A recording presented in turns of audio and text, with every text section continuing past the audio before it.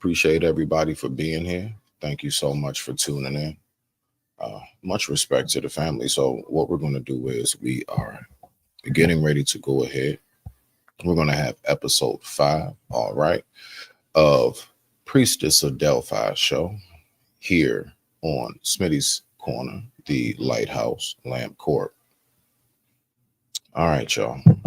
So let's go ahead and let's welcome the host herself. There it goes every time. I'm sorry, the hostess herself.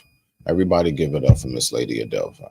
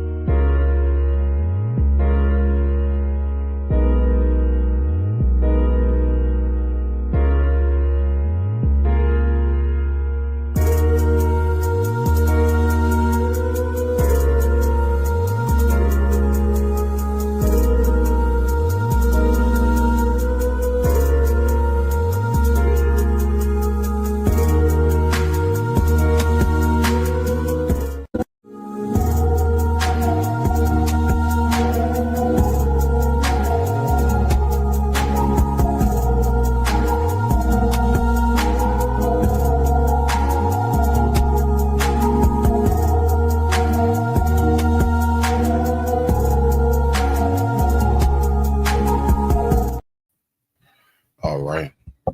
How are you this evening? Are you there? I love that intro. Got me like remembering remembering ancient times. I love it. I love it. Got deep right there. Welcome everyone. Welcome to my followers, new subscribers, and thank you for being here. Make sure to like, comment, subscribe. Very, very esoteric, ancient things are said here that are channeled. And thank you so much for Smitty's Corner, this lovely divine gentleman. I appreciate you so much. Much respect to you, beloved. So, do you want to go ahead and give everybody a quick breakdown of what's going to be spoken about this evening? Uh, I would say first, so there was a question that came through. All right. There was a question that came through that read, could you please ask Priestess Delphi, where did she get her name from? Why is that her name? So, do you want to give people a little background about how you came to be when it comes to that briefly before we get started? And the time right now is 9:07 p.m. East Coast Standard Time. And I thank everybody so much for watching. You have the Okay. floor. Priestess Delphi comes from my channelings. I'm a clear channeler. I've been channeling for 5 years now. And my spiritual download was because of the lot of spiritual battles, as well as just spiritual work in itself. My work is in alignment with the Delphi. So there's Delphi muse, like music. There's Delphi priestesshood. My channeling was that I'm also a Delphi priestess. Also, I can be a priestess Ma'at. So I'm not gonna go into the Ma'at because I haven't tapped into it. I think I'm a little afraid to be a Ma'at. So I'm real comfortable with the Delphi. Um, there's Delphi cherubims, there's Delphi angels, there's Delphi light, and there's also Delphi dark, more of your left hand Delphi. And the Delphi priestess oracles that I tap into, that I speak to, explain to me the Delphi priestesshood existed before existence. So the ancient Delphi before existence is what comes to me. And they say, like, if I actually did the work, hydrate, meditate, sun gaze, breath work, breatharianism is the path for me. A very heavy occultist is really what I'm supposed to be. But as if with everyone else, I am distracted and I'm very humble. And the very meaning of humble is why certain magic, I, you know, sometimes I can't believe myself to be that powerful. I do have my own little setbacks, but the priestesshood is well earned. See, that's the channeling. The priestesshood is well earned because of a lot of life spiritual tribulations, and it's just a divine calling. I was known first as the water dragon. I still am the water dragon because I'm very much in connection with the ocean, the inner earth, the dolphins. I've had channelings talking about how when human beings knew themselves, we were also mermaids and dolphins. And anyway, really esoteric things. But the priestesshood is a calling. It came to me. It's channeling. I've accepted it. And I used to wear white at that time, actually, when I just got initiated into the priestesshood as the Delphi. It was white. It was mostly cherubim magic. And that's really where that came about. I don't know if that clarifies it, but that's really what it is. The channeling, the cherubims themselves, they said, hey, you deserve this. And I said, okay, I'll take it on. It's not easy, but I'll take it on. All right. So I thank everybody for tuning in. Make sure I turn this down all the way. I'm just trying to make sure that I keep up with what's going on. Let me see who we have out here. Your comments. Foxy, what's going on, beloved? I believe this show right here might be just for you. This might be your type of show right here, Foxy. You might want to stick around, beloved. If you do have time at any point, I will be dropping a link after we get going, and you're more than welcome to come up. So we will be opening up the panel. Not right yet. We just kind of want to get things going. We want to make sure that the beloved gets her good feeling. All right. So, oh, okay. All right. All right. So we definitely got somebody in the building. So let's go ahead. Let's just get it kicked off and started. So we're going to start with your first video. Is that okay? Sure. All right, y'all. So we're going to go ahead and get right on into it. So these are clips from Priestess herself, and I'm just going to play these short clips of hers, and she's going to break down what she means by it in these clips. And then from there, I have a actual from YouTube clip that's really going to, I believe, take things home. If you're somebody who does just want something nice and chill, ride home to, lay back, and just really get a chance to think, but also be entertained, stay right here. We got you. With that being said, I digress. My mic is muted. The time right now is 9:13 p.m. East Coast Standard Time. And I thank you all so much for watching. So let's go ahead and get to the first clip. Humanity, you are God. Gods and goddesses. Know thyself. Know yourself. Go within. Tap in. Close your eyes. Meditate. Spend the time inside of yourself to know you can create anything out of your own source of creation. You are the creator. You can rebuild your body, your mind, your soul. You are not victim to your own incarnation. Why did you incarnate? All right. So that's your clip, beloved. Go ahead and break down to the people what it is you have to say. I said a lot there because there's so much breakdown. So the biggest thing in my spiritual journey is learning that we have chose to incarnate.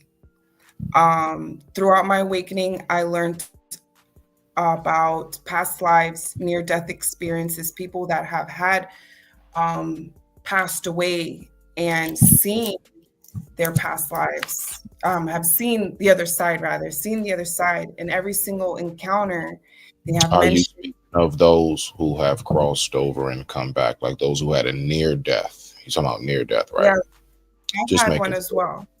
Okay, I've rock had out. a near death experience. I was 12 years old.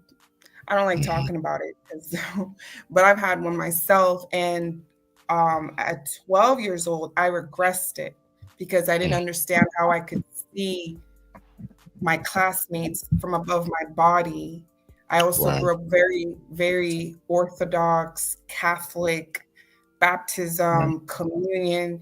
They don't talk about this. So, one, they didn't talk about it. Second, I didn't want to go to tell my parents I did something that caused me to be in that level, that position in life anyway. So I didn't wake Hmm. up to that understanding until I was 28.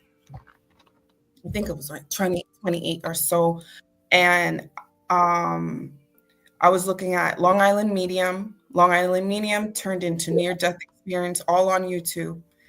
And then I got into Dolores Cannon, which was past life regressions, and Uh-huh. going deeper and deeper into what we're calling the subconscious mind. Right. So my understanding and over the past 11, 12 years is that we have chose to incarnate. So life is lessons.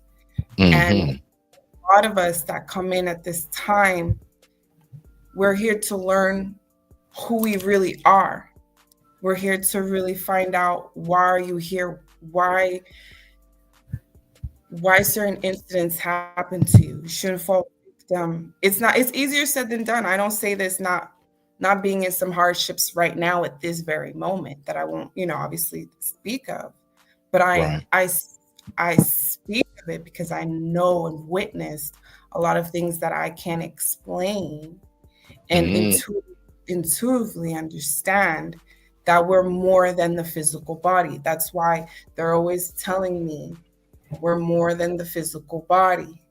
So, to be more than the physical body, you to know yourself expansively as a consciousness, and you're not victim to the life circumstances around you. You can create and mold the reality around you. And through a certain level of meditation and expansion of your awareness, you start to be able to understand this. I like watching Long Island Medium too. Yeah, I love her. I love her, everything about her. But yeah, she's the real deal. I love her. Um, so what Real quick, I want you to continue talking. I really do. I respect the sister so much. Foxy, you know you have a VIP exclusive seat. I'm going to drop the link for you and you only for right now to come up because I am fully aware. I don't know what your time pocket consists of, so I'm gonna just do that for you yourself right now. All right, so let's go ahead and get into it. And as soon as you're finished with that statement right there, right? Boom. Soon as you're finished with that statement, I would like to play something in reference to what it is that you are speaking about. So I appreciate that. So let's go ahead and get back to it. Rock out, beloved. You have the floor. Foxy, that's for you and you only. Okay. So my understanding is that we have chosen to come down here, and those of us who are drawn to spirituality, not afraid to just dive into the unknown, things that we're not taught, things that we're taught to be evil, or thought that to be one way. If you're not afraid, you take your time and get to understand it, that you find your strength in certain level of spirituality, ancient spirituality, because it's true, none of it is new. We're just remembering. Like when I said the other day, woke just means we remember. I did my mommy's day dinner with the kids, so I'm good to to hop on the live. Beautiful. That's just a way of saying she'll be here in a moment. So, what I would like to do in the meantime, in reference to what it is that you are speaking about, I just want to re-pull up this clip. It doesn't take long at all. I just like to listen to it. With that being said, I digress. My mic is muted. The time right now is 9:19 p.m. East Coast Standard Time, and I thank everybody so much for watching. Respect to you all. All right, so let's get it. Oop, hit the wrong button. Sorry about that. Bow. Happens. Like, what do you see when you die? Do you see the light? Do you see those pearl golden chairs? I have to say this: a giant bowl of mac and cheese in front of you. What do you see? So my soul is actually 100. My brain is 35. My age is 10, and my face looks 7. Wait, where'd you come up with these numbers? Can't let you off that easy. What is life in the first place? Well, yeah, scientists would say that life is basically the chemical reactions that happen, and mixed with Christianity, life is what God gave us. But what really is life? How do we encapsulate life in a theory? How do you? Well, we haven't even figured it out, but what I would think is that life is the brain mixed with the soul. And if the soul is even real in the first place, then our soul would have to have a mass, unless it was made out of photons or massless particles, which could be theorized. You have the floor. But I want to say this briefly. What I find to be so fascinating is the humbleness. Now, I want us to pay attention. When he said, "What is life really?" You know what he said? We haven't quite figured that out. 10 years old.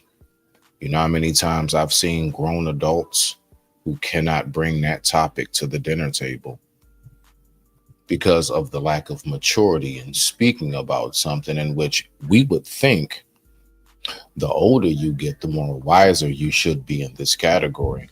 The reason why I love this clip so much is because it reminds me that those of the innocent eyes and animals truly have the answers. We were born with the answers, but it's only when we have been defiled. Right now, he's still at that point where he's able to tap in. I remember having that same thing. It was something so fascinating to me, what I was able to tap into. Now, I wasn't quite able to recognize it. Now, you know what's crazy? Now that I'm here and I'm able to actually recognize, you know, I'm able to actually recognize what the words mean, definitions of certain things that come with the, let's say, spiritual awakening aspect of life. I'm not able to reach the level in which this young man right here is able to reach. I've noticed that because I've been defiled. That's what's happened to me. But with that being said, everybody, yes, I see you right there, beloved. Let's go ahead and let's welcome our family. This is going to be interesting. I definitely would love to see you two sisters converse. I love to see things build. Everybody give it up for Miss Foxy.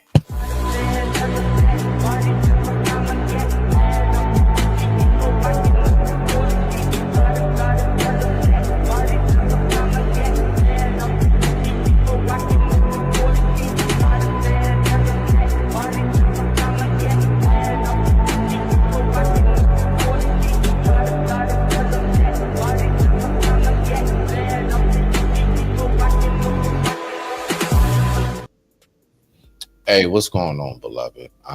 Definitely. We got to go ahead and get you up here. So absolutely.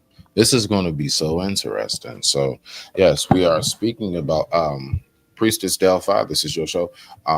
Yes, definitely. Foxy, welcome, beloved. Definitely. Welcome, beloved. Peace, love, You and know what light, it is.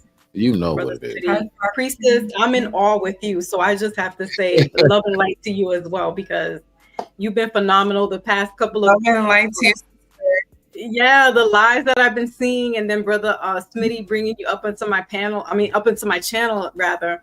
I'm happy. I'm so fascinated and gratitude that he has met you, or your life paths have met together. That this is explosive. So I'm happy to meet you. Same, likewise. Nice to meet you.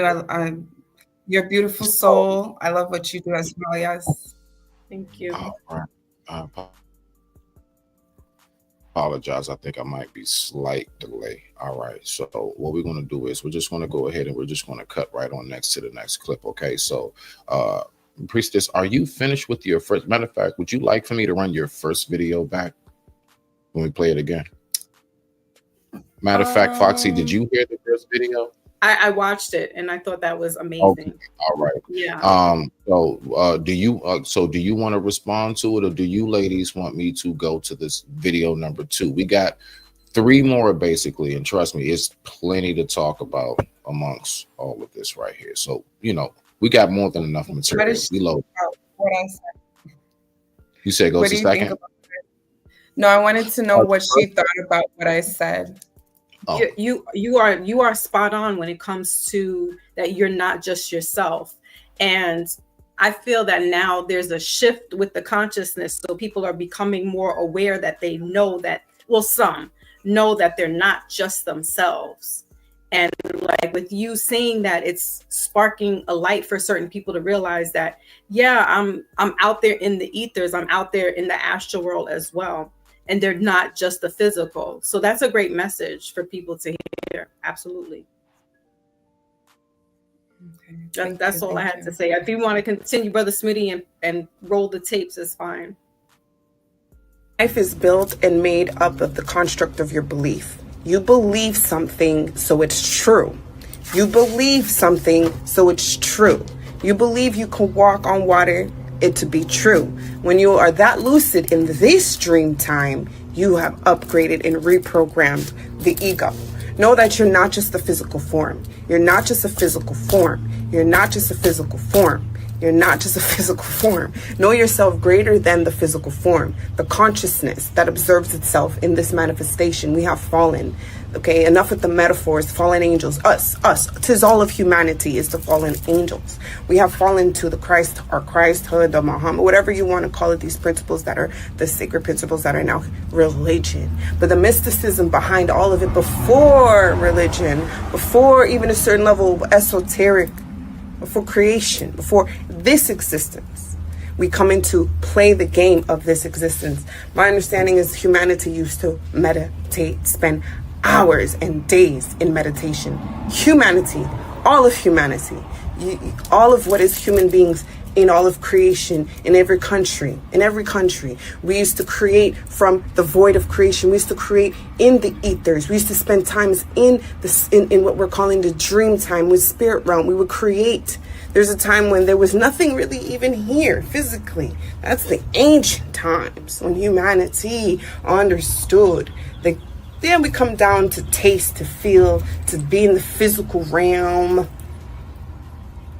But you have to know yourself multidimensionally. You have to know yourself not just to physically exist here. You have to meditate. Once you go in, you close your eyes, spend minutes, hours, and maybe days in meditation. Understanding you're the mystic. You want to do heavy, very big, revolutionary changes for yourself, those around you, and humanity.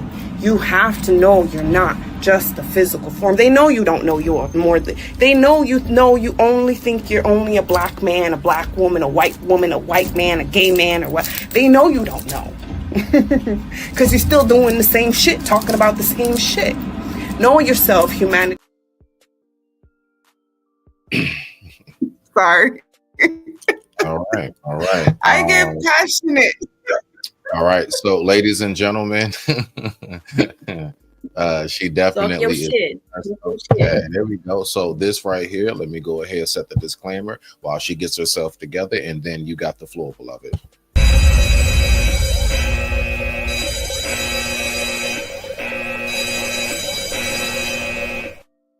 All right, you want to go ahead and lead that off, and of course, Foxy, you got second on that. I'm really just kind of pushing the buttons on this one. This is her right here. This y'all rock out. Yes. I'm sorry, I get passionate, I get into it and everything, but the message was basically that's what we need to know ourselves as the magicians, the magic, the goddess or the gods.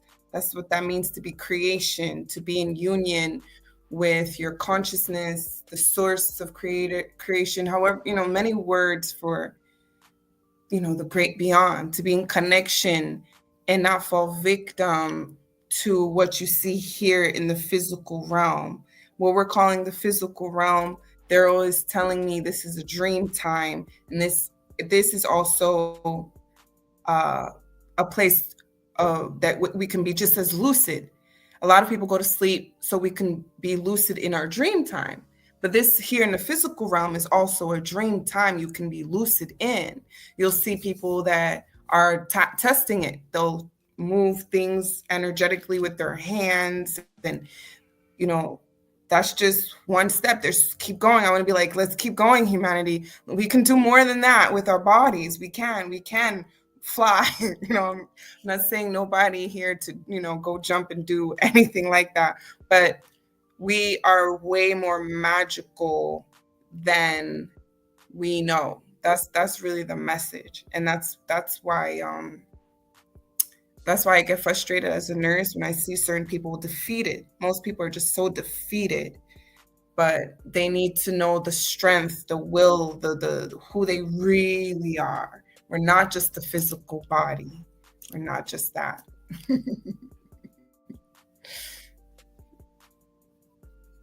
You got it, Foxy. I love that you said you are a nurse. So I worked in healthcare. I was a medical assistant for just about 15 years. And I worked in pediatrics, and they were liver transplant patients at that. And I don't know if the calling was to be in healthcare, but I've always been a conduit for like my friends, and just being a mediator between people, that they would just come to me and talk about their issues and things of that nature, and it rests right with me. It wouldn't go anywhere else. I'm not telephoning the next person to say, "Oh, girl, you heard what this girl said about you." Da, da, da. It would always just stay with me. And to this very day, people have so much confidence in talking to me, and it never gets back to anybody else because it's not for anybody else's business. And healthcare, especially like what you're just saying, Priestess, is that there's it's no coincidence you're in that field. It's no coincidence, because you were brought here to heal, whether physically, metaphysically, and spiritually. So I have that in common with you. So I just wanted to say that I'm happy. I did pediatrics. Did you? Yeah, I did trach and vent pediatrics as young as 4 months old. Trach and vent, yeah, it's not easy. No. And I was outpatient. I wasn't in-house, so I didn't get to see. I wasn't on the floor, rather, for those that don't know hospital lingo. And being on the floor is when you're actually like on the floor where all the doctors, the nurses are, critical care, what have you. I was on the outpatient end. So when you come out from the hospital and you need to go for your follow-ups and things of that nature, that's what I was doing. However, I was scheduling big procedures, biopsies, calling down the radiology, get all these tests done, make sure that their blood work was, normal. Otherwise, if they were elevated, these children would have to come back into the hospital and get, because these are kids that were having liver transplants as young as 4 months old and as old as 21. So that's the difference between when you say, in-house and outpatient. That so Priestess is in-house and I'm outpatient. So yeah. Mm-hmm. Yeah. Either way, it's tough. It's tough. Well, absolutely. It broke me to my physical core. Where my body itself just ran down. And Yeah. I had to go out on disability, and I'm on permanent disability now because it's not like a regular pediatric office where you bring your kids in for the cold or immunizations, things of that nature. You're dealing with children that are on a life or death situation. And it can be stressful for us that have to, make sure that these families, not only just the children, but the families, because you also have to interact with the parents, and they're going through, an emotional tie. So my body just couldn't take it anymore. I was dealing with personal issues at home. At the time, I had just a 2-year-old and a middle schooler and a high schooler. So I have 3 children. So my body was just like, oh no, girl. And I was trying to get out of the department to go into another department. I was going in from the fire to the oven, basically. And God was like, or creator, source, whoever you want to call them, said, oh no, you know how we're going to take you out? We're going to break your body down and you're going to come out. And you're going to stay home and you're going to rear this last child. You didn't get to do that with the other 2 because you was always working, always on the go. You didn't really have time for your children. So now this last one, we're going to make this work. And sure enough, this last one she's double principal honor rolls. She's about to graduate high school. She's going into college.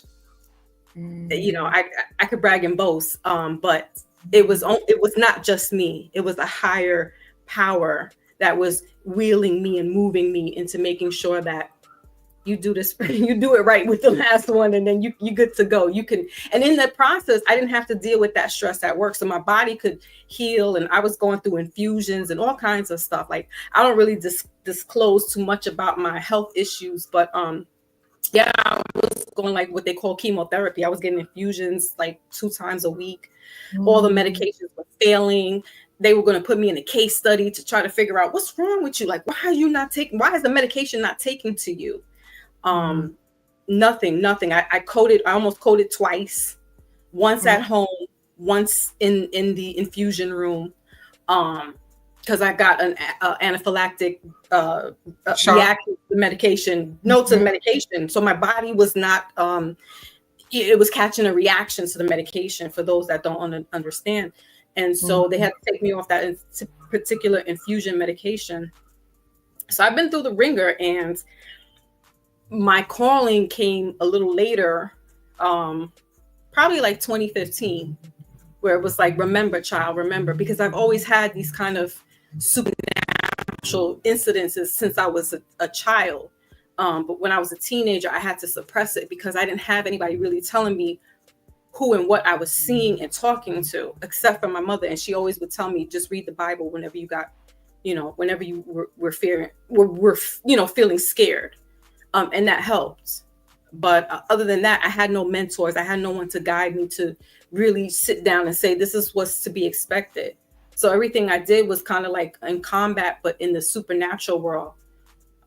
My inductionation to it, if that's the right word, it was more supernatural. I really didn't have any mentors physically telling me.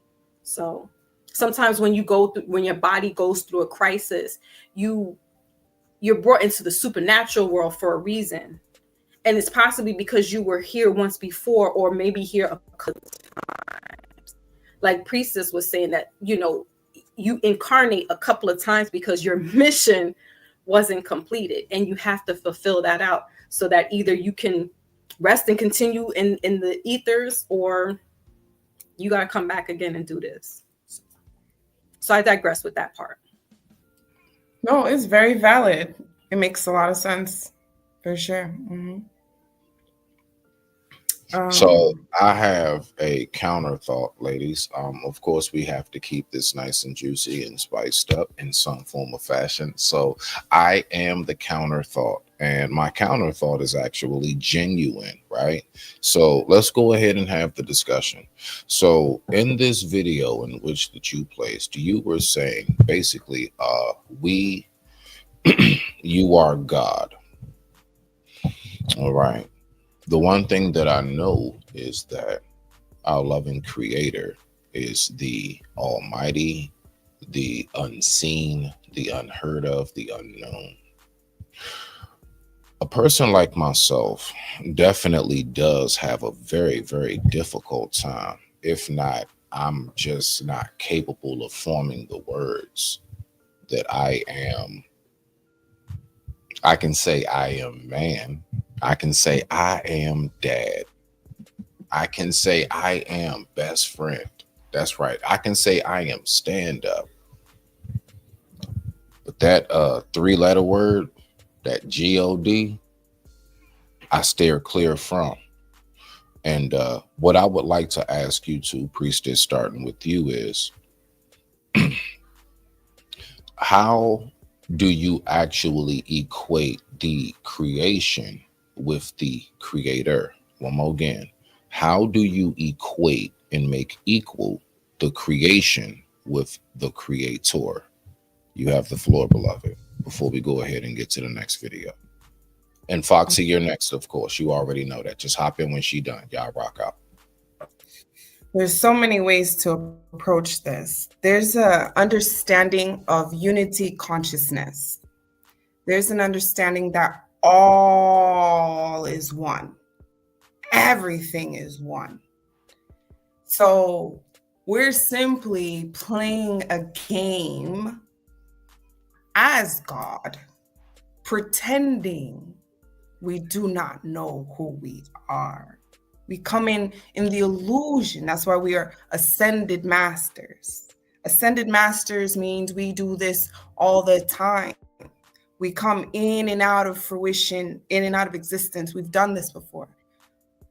That's what woke mean. Those of us that genuinely sit down and meditate, we know we are the creator because you're one with the creator. If you're my child, wouldn't I be? If you're my child, or rather, if you're my father, aren't I part of Smitty? Aren't I God too? When I have the powers as you, we are. You're my child, and I'm your dad, and your dad is a part of the creation. See, the thing is, we have to remember, at least from what it is from my studies. I don't know everything, right? But okay. The reason why man was given a counterpart, our oh so beautiful sisters, you all, I do believe primarily is because that is how humanity and life and creation continuously exists. Even plants have a male and female. I personally, I do not believe that there is a gender when it comes to the Almighty. I believe that the Almighty is above any and everything from emotion, hunger, rest, restless, you name it. Any and everything that you can possibly think. I do personally believe that we were created so that we recognize who or what it is that did bring us forth. And I believe that this life, as we rotate on this aqua marble called Earth, I do believe that this is supposed to be like our journey. This is where we're supposed to kind of learn ourselves before the soul reaches the collarbone. But I digress. My mic is muted.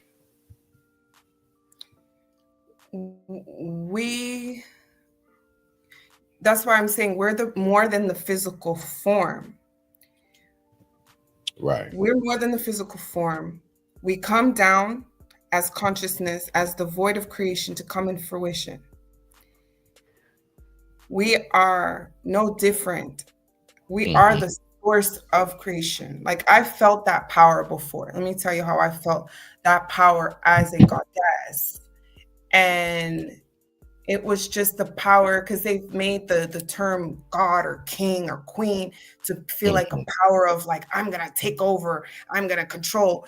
The power of the goddess or God, it was a power like, I sit in my power. I'm holy, I'm strong, I'm powerful. And yet I know I'm the oneness with the divine. I'm not separate from the divine. That means I am I am the consciousness, the unity consciousness again in fruition, playing this game, this illusionary game of being small, being human, eating, living.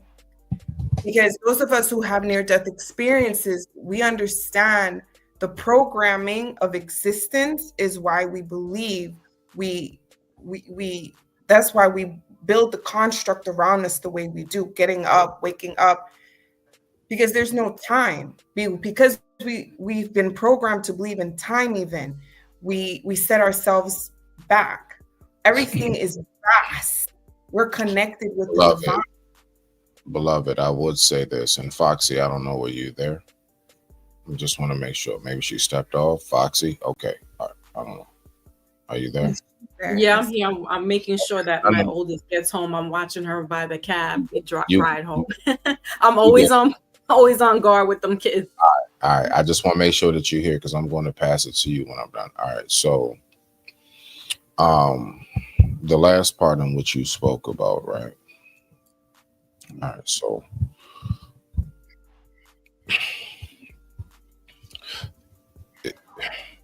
to be able to be actually like one with yourself, right?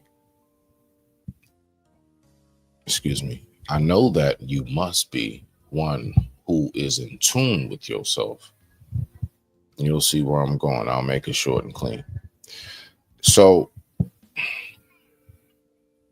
I'm just trying to figure out, how exactly do you believe that we are to be in the realm of we are the divine, right? Because, you know, that definition, a word of divine is something extremely strong.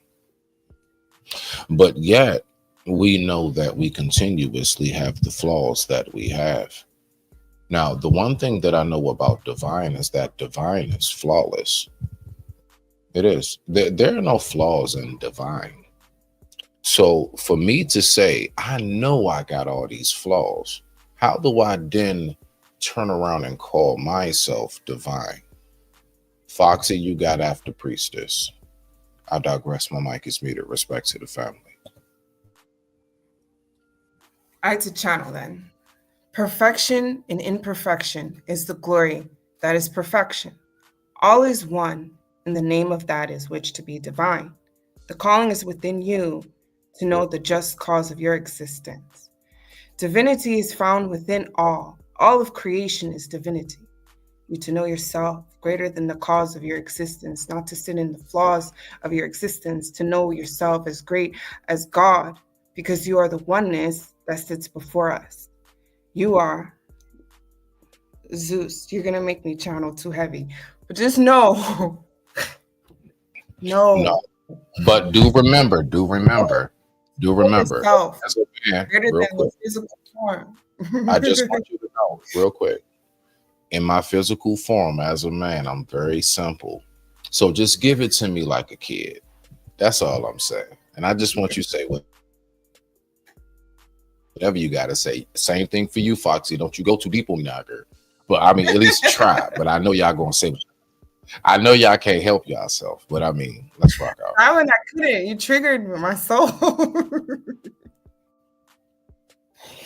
Anyway, like me, the ego, Melissa. See, if I were to tap into that void of creation that came forward, I would be the Melissa that I'm, to you to say that I'm not God or you're not God. That's half of the reason why I don't step into a certain level of goddess, because I'm like, they say they're not God. So why should I say I am God? And God is like, but you are God. But I'm like, but they say they're not God. Are you about to cry? Are you about to cry? Oh no, I hope you're not about to cry. Oh shit. Oh man. So we're gonna cut to a commercial break.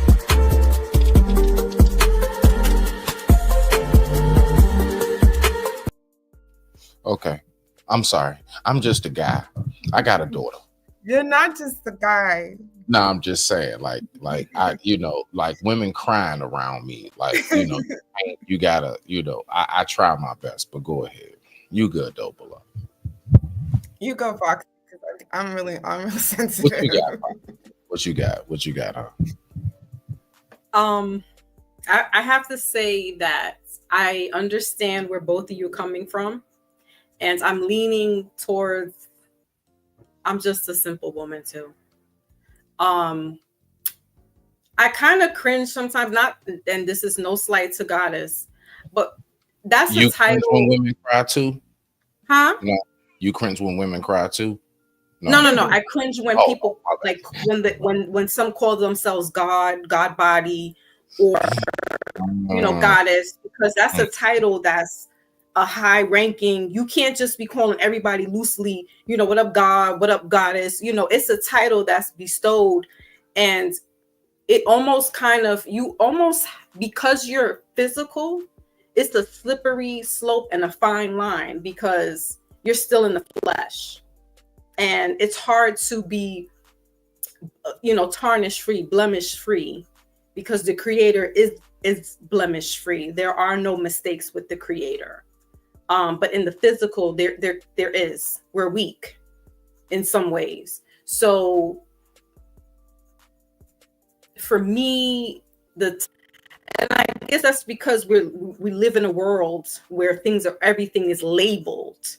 This is a phone, this is a crystal. It's labels, and some labels hold a little more weight than others. So I think if we deprogram ourselves, but again, you can't just be calling everybody God, even though if you're going, I was raised a Christian, I went to Catholic school, so I know about, being raised in the image of, but not everybody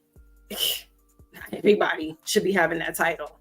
So it's a fine line, is all I gotta say, when we're using the terms goddess and goddess, because that is for you to be walking this almost holier than thou self. That's in my perception. That might not be what it is, but in my perception, it's almost like you have to be holier than thou. You can't really, you might as well go to Tibet and go sit up in the mountains, because you can't, it's almost like you can't be around everybody, because you're going to fall into the ways of the world, unfortunately, if you're not strong enough. So I think the title it kind of plays on me too, if that makes sense for you all. It definitely does, Priestess. Are you ready for your third video? But let's make sure that we go ahead and Sure. compliment the people in the chat. You got to read your chats. Let's go.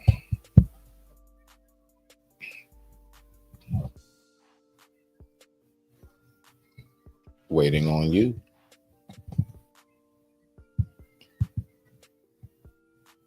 Are you on mute? Can she?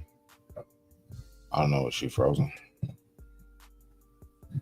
Can you Prime see? Creator gave us the light, hear, and experience life so that it would know itself in many different forms, types, and conditions.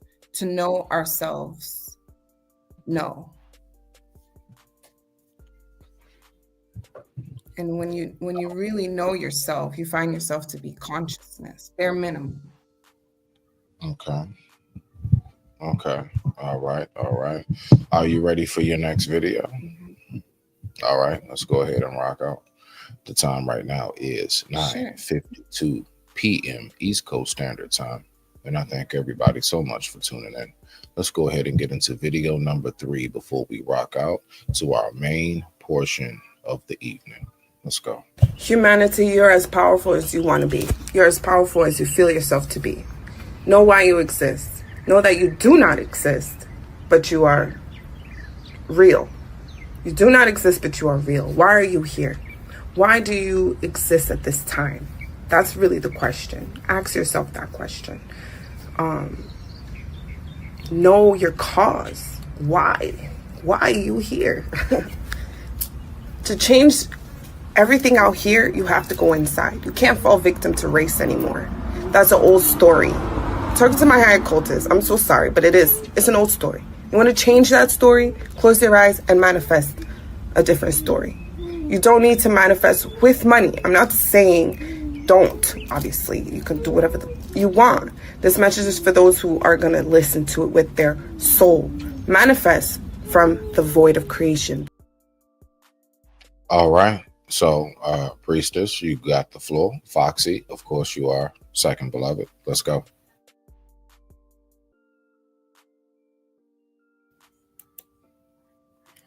It goes again where my channelings, they say to understand, you have to understand yourself to not be simply a physical form.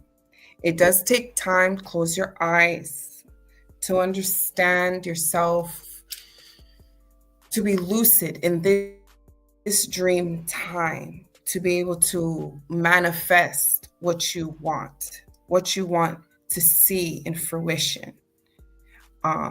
There's different levels of magic. So when I would say ground troop magic, those are those that work spells, different incantations, different remedies they put in to make something happen. There's that form of magic. And then there's the form of magic when you can go in this time, a moment in time, close your eyes, meditate, get used to the astral realm, the unseen realm, the darkness. As soon as you close your eyes, you're closer to who you really are. And the more and more time you spend with some level of discipline, granted, you start to understand, oh, this realm is just as lucid as my sleep time, my dream time, the spirit realm. This too is another realm. And in that you can manifest from within what you want out here. That's what that was for me when I was explaining that. And I think I did mention a certain level of race on there, not to fall victim to racism rather, because there's an understanding when people incarnate, there's a belief and understanding, because I know everyone's going to have their own belief and understanding, that you've contracted to come to at this time for a certain level of lessons. So if you want to change that lesson, learn from it and grow. That's what spirituality does. You sit back and you self-reflect and understand what does this lifetime reflect to me when I see this and that, when I see a certain level of bigotry or racism, what does that mean? Of course, if you're in danger, you remove your physical self from that, and common sense. But everything out here is a certain level of reflection of what's going internally, what's going on in the unseen realm within yourself. So you have to understand. I feel you have to understand yourself more than just the physical form in bringing forth a certain level of magic.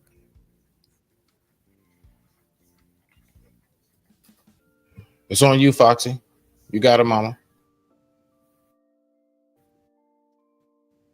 So yeah, I believe when I say that word, what you're saying is true, Priestess.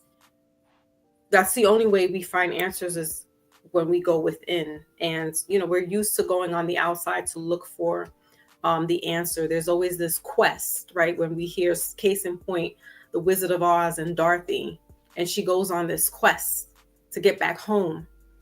And Glenda at the end tells her, you've been home. It's been you all along. It's always been within you. But things happen outside of us that it's just like, well, how can I get to where I want to be? But if you sit with yourself, like Priestess was saying, you sit with yourself. And how do you do that? Because it's easy for us to say, oh, you sit within yourself and you close your eyes and you meditate. It's not that easy.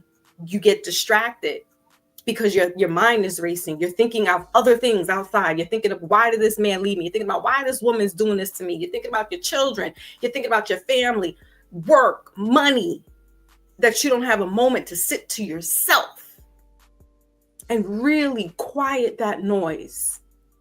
And how do you do these things?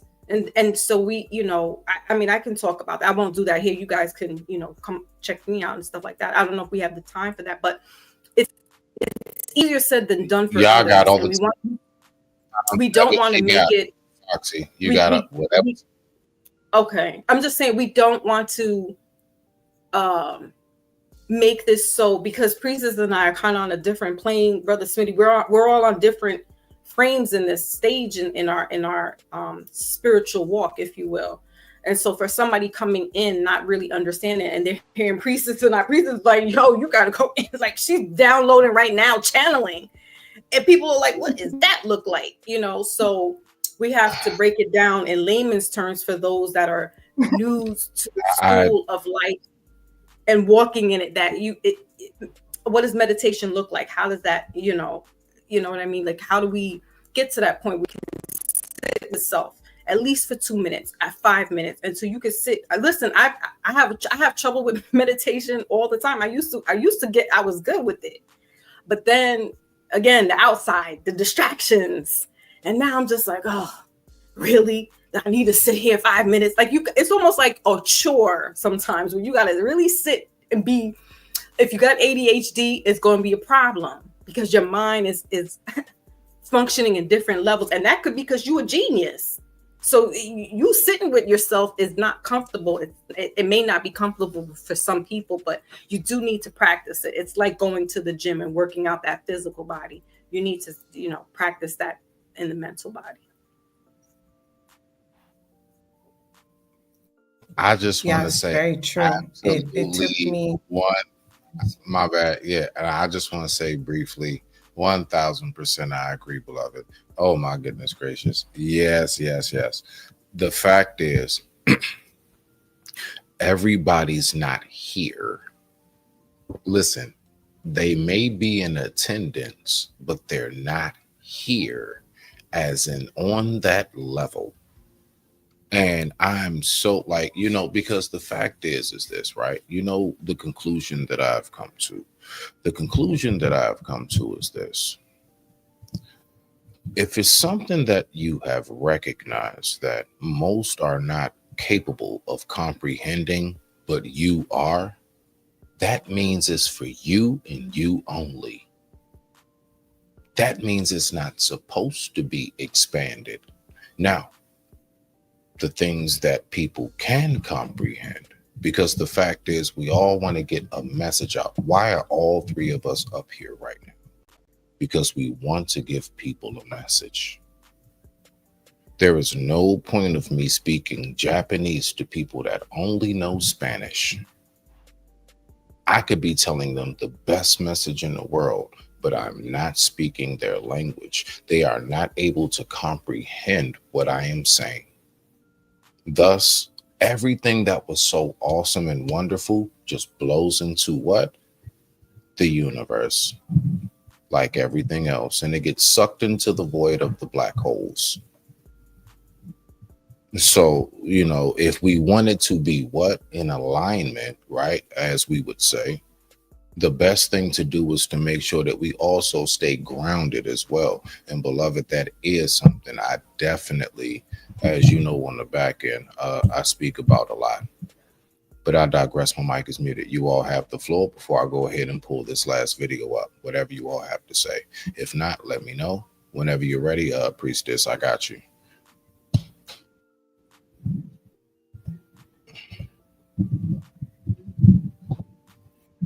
You ready?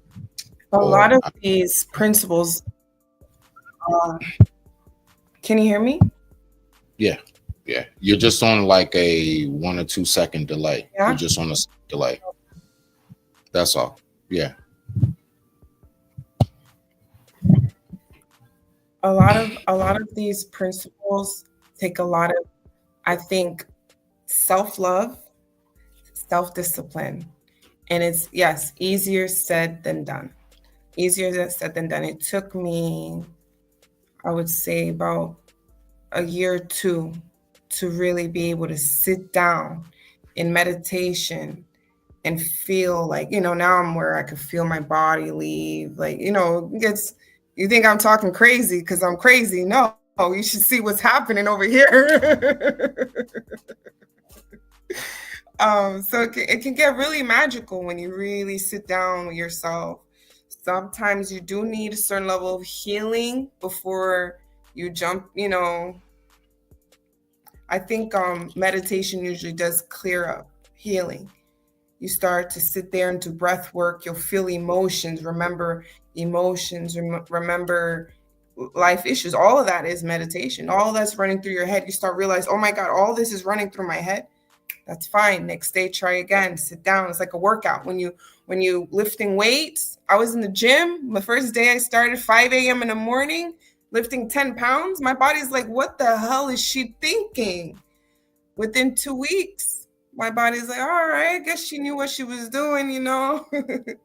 So it takes consistency, it takes motivation, and it takes discipline. Discipline supersedes the motivation, you know, because motivation gets you but so far. You have to stick to a goal in spirituality. You got to be disciplined. When I do fast, I've done a 3-week water fast, hydration, meditation, some gazing. And I did, you know, start seeing things, feeling things. You know, everyone has their belief about why I was seeing and feeling things, but but you wouldn't know. I was moving, I was taking the bus, I was a nurse, I was doing pediatrics, and no one really knew. And they told me when I'm doing that level of fasting, it's sacred. You don't really tell people. Really 1 second, ladies. I just got back. Shoot. Do you know a Khalid? Yes. Okay. Yes. So that's people's. Okay, all right. Just making sure, because I don't see it. If you don't mind, in the future, please and thank you.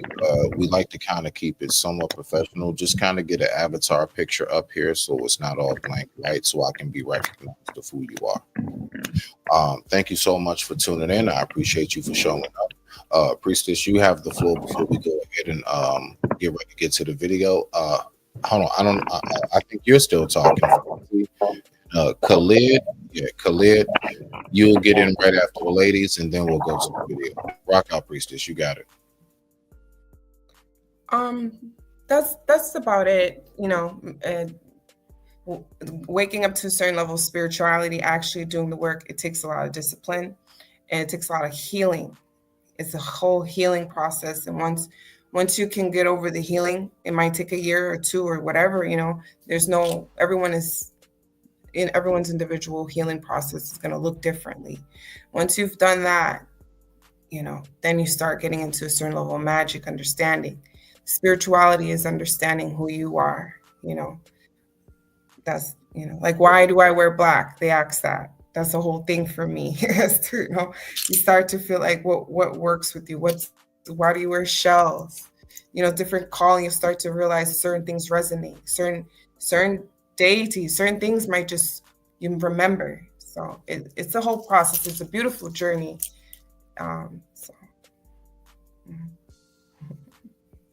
Foxy, you know you got the floor live. Rock out, beloved. No, I really don't have, you know, everything that Priestess is saying is absolutely correct. It definitely is about discipline, you know, and that's with everything, you know. If you want to stop smoking, so how do you discipline yourself with that, you know? So yeah, she's right. I don't have no follow up to that, because she just took the floor away. So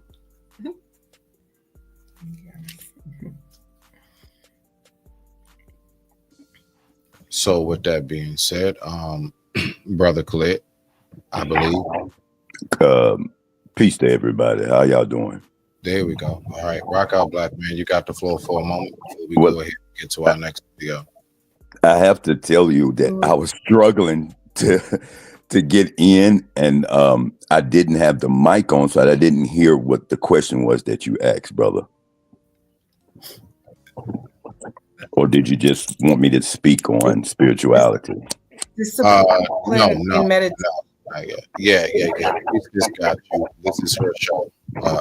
She got it. And I appreciate you inviting me as well. Thank you very much. Much respect. All is welcome. As long as we're respectful, you are always welcome. Priestess, this floor, beloved. Speak on how you feel. What do you feel about meditation and discipline in meditation, or spirituality in general? Okay. So Priestess, she's the one that reminded me to get on meditation, because I absolutely knew the benefits and the workings of meditation. It's the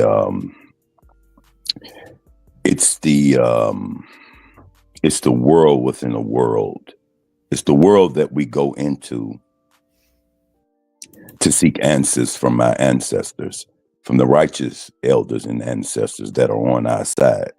That's one thing we have to be careful of when we say we're calling on ancestors or calling on spirits. We have to call on the correct ones, because we do have ancestors that were pretty not cool. I guess I will be careful what I say on YouTube, because I don't know how deep I can go when I speak. I don't guess it's like Instagram or anything, but we have to be. It's not as stringent, but nothing, nothing too vulgar. But I get you. So if you're looking for answers, if you're looking for yourself, if you're looking to find yourself, meditation is one of the best ways to go to do it. And I do know, because I've used meditation before, but I haven't been using it like I should. But one of the best ways is when you go into the dream state, and meaning going to sleep. You're going to prepare for sleep instead of falling to sleep. You want to turn off all your electronics. You don't want to have your electronics actually in your room with you, because they interfere with the spiritual realm. And it was created that way, to interfere, to block information and wisdom that are coming to the chosen ones. So you prepare for the dream state, and you go into the dream state seeking answers, seeking to ask questions. It's very deep once you do go into it and you start doing that. What I know, that what is so interesting about the brain is that it can be trained, and it can be the guiding force in your life, because the mind is our thoughts and our behavior. And it holds all the secrets of the world. People call it the Acacia records and whatnot, but it's worlds. There are worlds within worlds that we don't know anything about.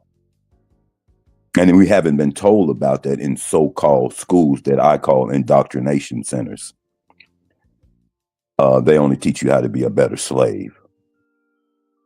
It's inside each of us, and we are worlds within worlds, like I said, and it only takes or needs to be deciphered. This is the saying of going into the darkness to retrieve the light. You have to go into the darkness to retrieve the light. Light meaning knowledge and information that you, as a spiritual being, turn into wisdom. So dealing with your mind can unlock unlimited potentials and opportunities, especially when you add your talents to that, because everyone has talent. Whether you have one talent or multiple talents, we have talents. And we all have something, to add to the collective. So every time we make mistakes, then we have to learn from those mistakes. All right. I appreciate you. If you don't mind, thank you very much. I appreciate you. So what we're going to do is we're going to go ahead and get into this video. Priestess, are you there? Are you there? Yes, I am. All right. So we're going to go ahead and get into this video. Foxy, you there? Yep. Okay, just making sure. All right, just checking. Mic check 1 2. Brother Khalid, you there? I'm right here, brother. All right, everybody, please, myself included, we are going to listen now. This video is 11 minutes. We are going to pause it throughout. So when I pause it, I'm going to give the floor to sis. But what we're going to do is we're going to kind of keep it in the background. All right.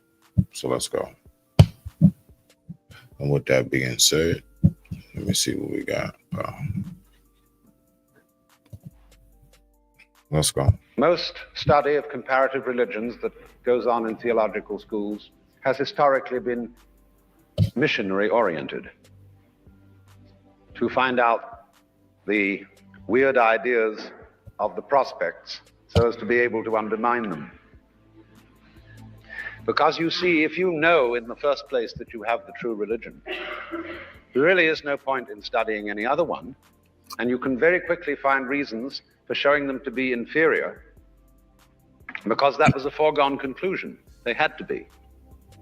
Now, the title of this, I want us to make it clear, Priestess. The title of this is called You Are God. So this is to complement what it is that you're speaking about more than anything, just so you know. So let's follow. We all love to learn. We're going to get different perspectives continuously. Okay, so let's rock out.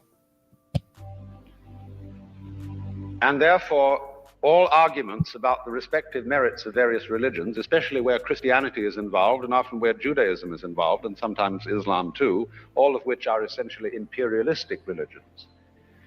In all such discussions, the judge and the advocate are usually the same person.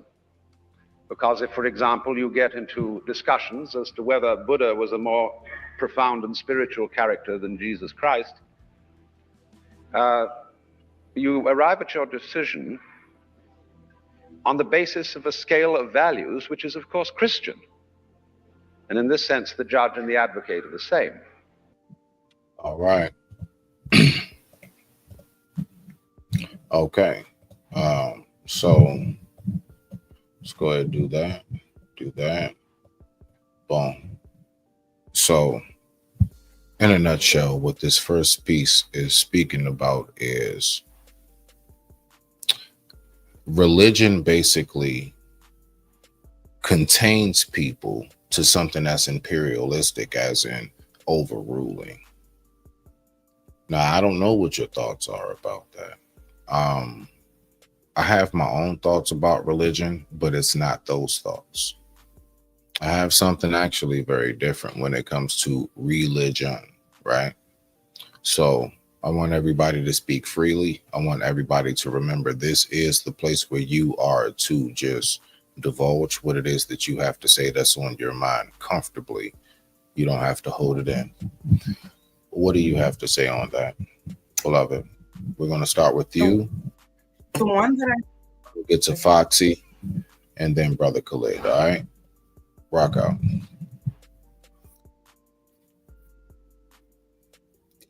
I translate that like he's saying you in many ways. Again, you are God, you are the Buddha, you are the Krishna, you are to become as. He says in the beginning, you are the religion. It's to say that you have to find yourself as the unity consciousness. That's how I'm interpreting it. And not get into the politics is who's better. Was Buddha better? Was Yeshua better? Was Muhammad better? Was this better? Are you not looking at the words? You know, what? Do not worship the messenger. Do not. What are the words, the teachings? Even if today all you were is religious, if you really followed the allegory, they say the Bible is, right? They say it's allegory. So it's to be noted that it's symbolic. Everything I say, if you sit there and really channel the book, you'll say, oh, it's really similar to what these mystics are saying. But we're not taking it on to practice. We're being taught that all of these truths are outside of us. It's not found within. That's why when someone says, you're God, for ye are gods, it says so in the Bible. It says ye are gods. Forget John chapter something, I forget. It says so in the Bible. If you look at it. And huh?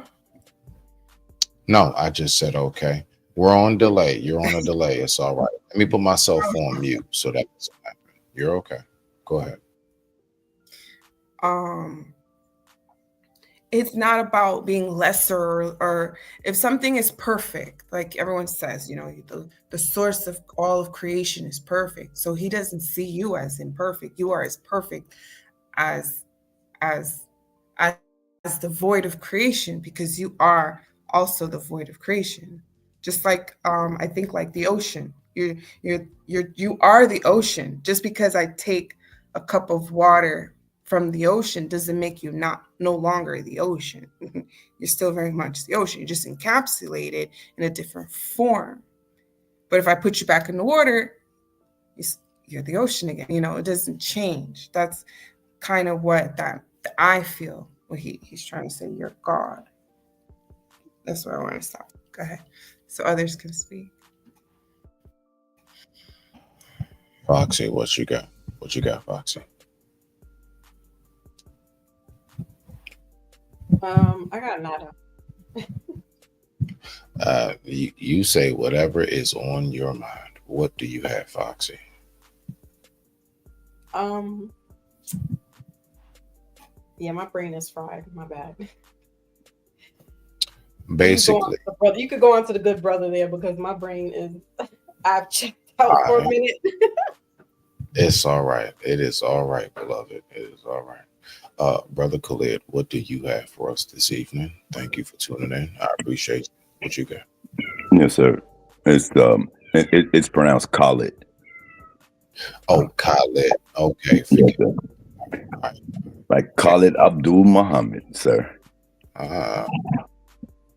So, I'm not sure. Continue. I because I've practiced a few religions, which in etymology means control. These religions weren't set up to bring to the being higher levels of intelligence and spiritual awareness. They just weren't. There were systems of control to control people to be what the system wants you to be. As co-creators in our reality, because we are co-creators. We are the ancient ones, the gods and the goddesses of old. Bobby Hemmett called us the great old ones. He said that we were the great old ones. And you wouldn't find that out until you went inside yourself and searched for those answers to know who you are, to know what you are, what you come from, and where you're going. These old systems were put in place to do just what I said, to control us and keep us from finding out who we are innately, incarnated. So, in finding out these systems and finding out who we are, every day that we have a chance, we need to be studying and study to know thyself every day. You look in the mirror, and what do you see? The one looking in the mirror is the student. The teacher is the reflection that you're seeing. That's the secret of how. So let me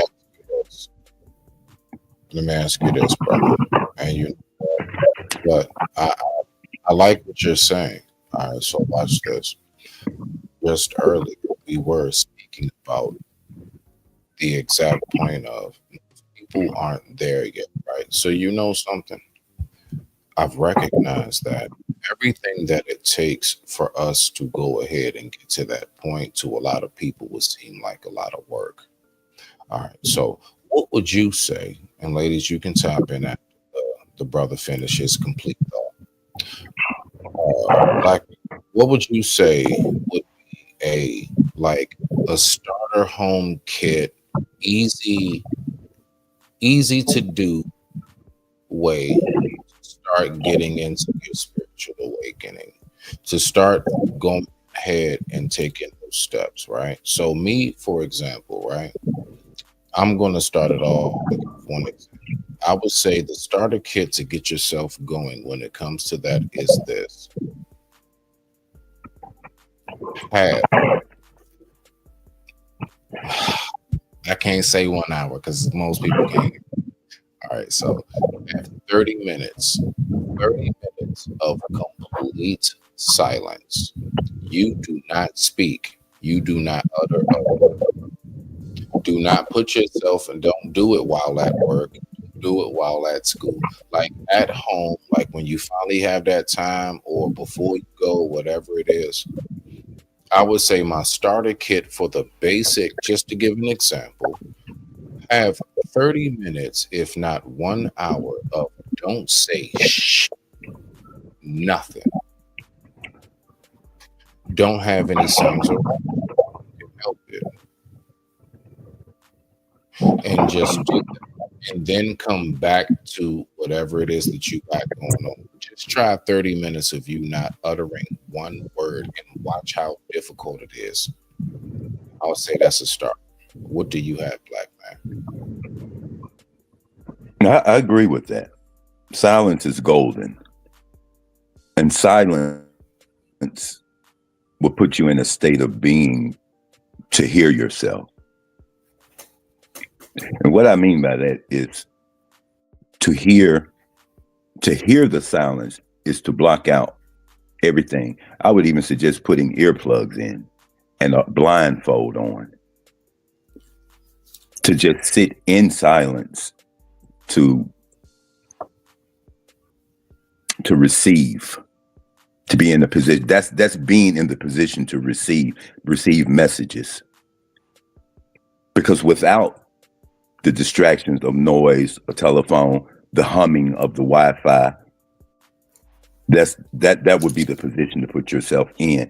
But I will also add, if you're really serious, A, B, and C, then a cleansing of the body, a whole total detox. If you haven't been eating right, or you've been inundated with television, music, whatever, there's a healing and a detox that you should do to the body to prepare the body for this receiving. If everybody gets where I'm coming from, because the body, the mind, and the soul has been inundated with so much bullshit, so much garbage, that it has to be a clean vessel in order to receive. Yes. So I see doing a cleansing of the body and a detoxing of the body, a preparation for the start of that journey. If I'm clear.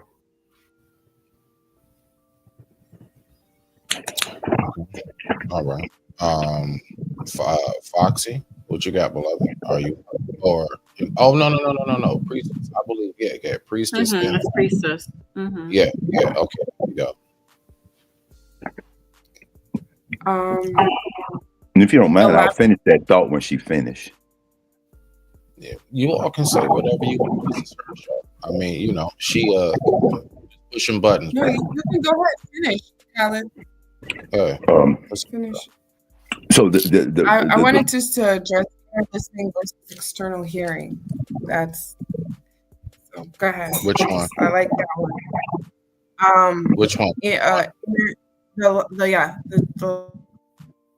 last one. How he said inner listening versus external hearing. That's what meditation is. Listening from within.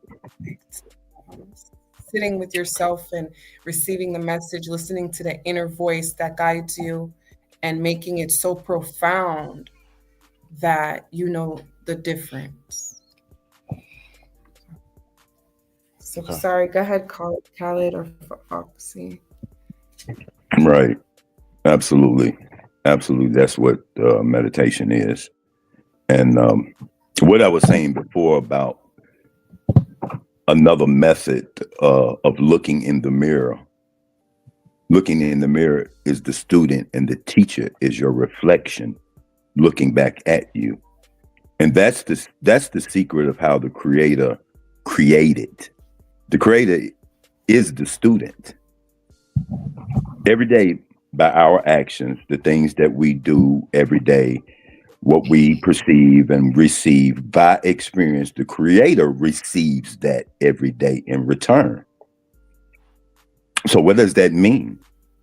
That means that we have a job to do. We are the teacher of the creator. It's not blasphemy. The creator serves us every day so that it may, or we may be better so that it may be served in return. So the whole purpose of us coming here, when we were born from triple stages of darkness, the creator endowed us with his primordial essence. Coming here to experience this life in human form was his way of knowing itself in many different fashions and forms. So,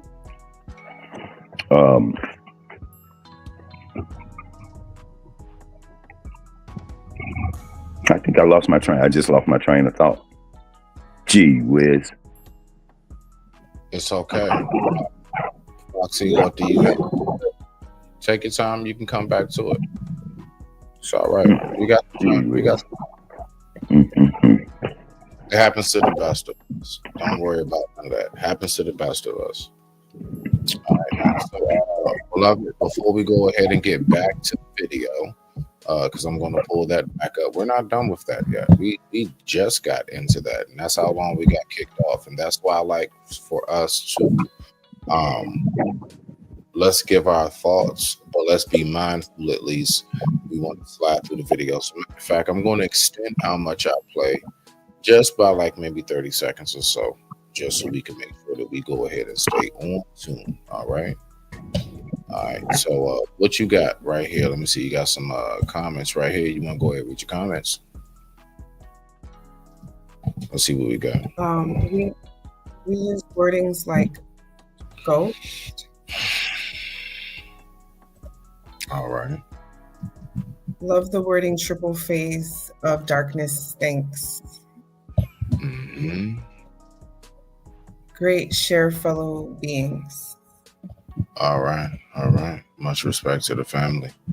And with that being said, the time right now is 10:31 p.m. East Coast Standard Time. And I thank everybody so much for watching. Welcome. Respect to the family.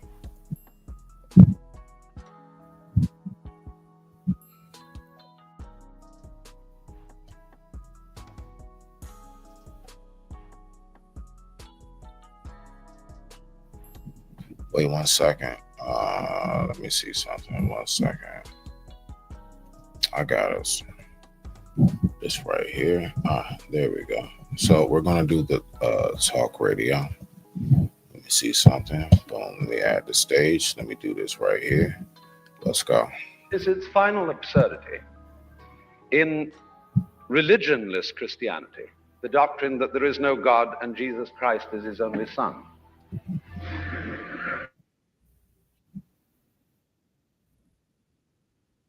That even though we don't believe in God anymore, somehow we've still got to be Christians. And obviously because we have a very curious organization which must be understood. The inner meaning of the church as it works in fact. A society of the saved, you see, necessarily requires outside it a society of the not saved. Because if there is not that contrast, you don't know that you belong to the in-group. And in this way, all social groups with claims to some kind of special status. Now, so this right here is basically what it leads up to. And this is where we are with it. It's all about the universal trust. Now let's go. How do you find your Zen? Once upon a time, there was a Zen student who quoted an old Buddhist poem to his teacher. which says, "The voices of torrents are from one great tongue. The lines of the hills are the pure body of Buddha." "Isn't that right?" he said to the teacher. "It is," said the teacher, "but it's a pity to say so. It would be, of course, much better if this occasion were celebrated with no talk at all, and if I addressed you in the manner of the ancient teachers of Zen, I should hit the microphone with my fan and leave. Because Zen is a way of life, a state of being that is not possible to embrace in any concept whatsoever. So that any concepts, any ideas, any words that I shall put across to you this evening will have as their object showing you the limitations of words and of thinking."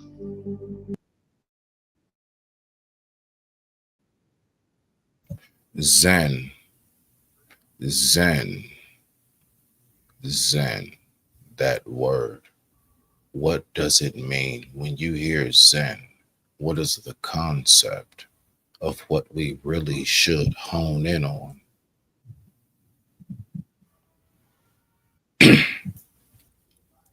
You got the floor, beloved. I would say peace. Okay. Zen is peace. Correct. I would say peace with him. Yeah, it's like those who want to reach nirvana, like the rock group. Anyway, Mm-hmm. I don't practice Zen. There's a major delay, but I don't practice Zen, but I'm thinking I might. it's seeking a certain truth from self. You're seeking this peace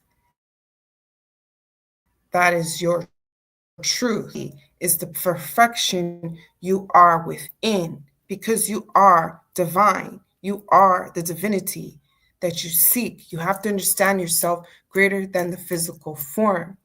You are an illusion, but you are real. You are not just physical, what we're calling physical. There's been scientific proof. I don't know if you guys can hear me. Everyone's frozen. You're actually all right. So listen, you are frozen now. Can you hear me? Listen, yeah, you're frozen. Listen, beloved, drop down, completely drop down, and just come back up. Refresh. Go ahead, drop down, come back up. There you go. All right. So Foxy, go ahead, girl. What you got? We'll go ahead and get To hear the word Zen for me is going within self to find that peace, like Priestess said. It's going within. So that's when I hear that word, that's what I think. Once a Priestess, you don't have any picture at all. Let me see something here. Remove. Yeah, remove. Nah. Completely refresh everything. I get that she's probably trying to get in. Hold on, let me. No, I know she is. She has a delay. It might be an issue. Wait 1 second. Yeah. Okay, go ahead. Finish what you're saying. Yeah, I mean, it's that simple. I think that Mhm. I'm kind of gonna be like the unpopular, opinionated person here, because I can dabble on both sides, if you will, the devil's advocate, right? Because I'm all about, I've been walking in this spiritual journey as well, but I don't try to. I've gotten to the point where I've done the 360. I'm not at 90 degrees. I'm not at 180. I'm back to 360. Why I say that is because at 90 degrees, you are slightly moving in the direction that you were at from your start point. And when you go to the 180, you've now made a different completion of that 90 degrees and the 360, right? So now when you've evolved and gone to that 180 and then made the turn back, you back to square one again. That doesn't mean that you haven't completed your cycle. It's just that you evolved and saw things and came back to self. So I try to not be on this. I try to tone down and not so much for, well, yeah, for those that don't really, because I'm on a different level and I can't, if I want to engage in others with others and speak to them, I don't want to keep coming off as this guru and things like that, which I'm not. I am by no means that. I'm a mere mortal living in spiritual. You're at the right spot to speak everything that is supposed to be spoken of on this day, Sundays. This is the night for that. This is going to be armed. Yes. Be your true self. Be your true self. Because be that well, that's teacher. That's all I can be. Yeah, that's all I can be.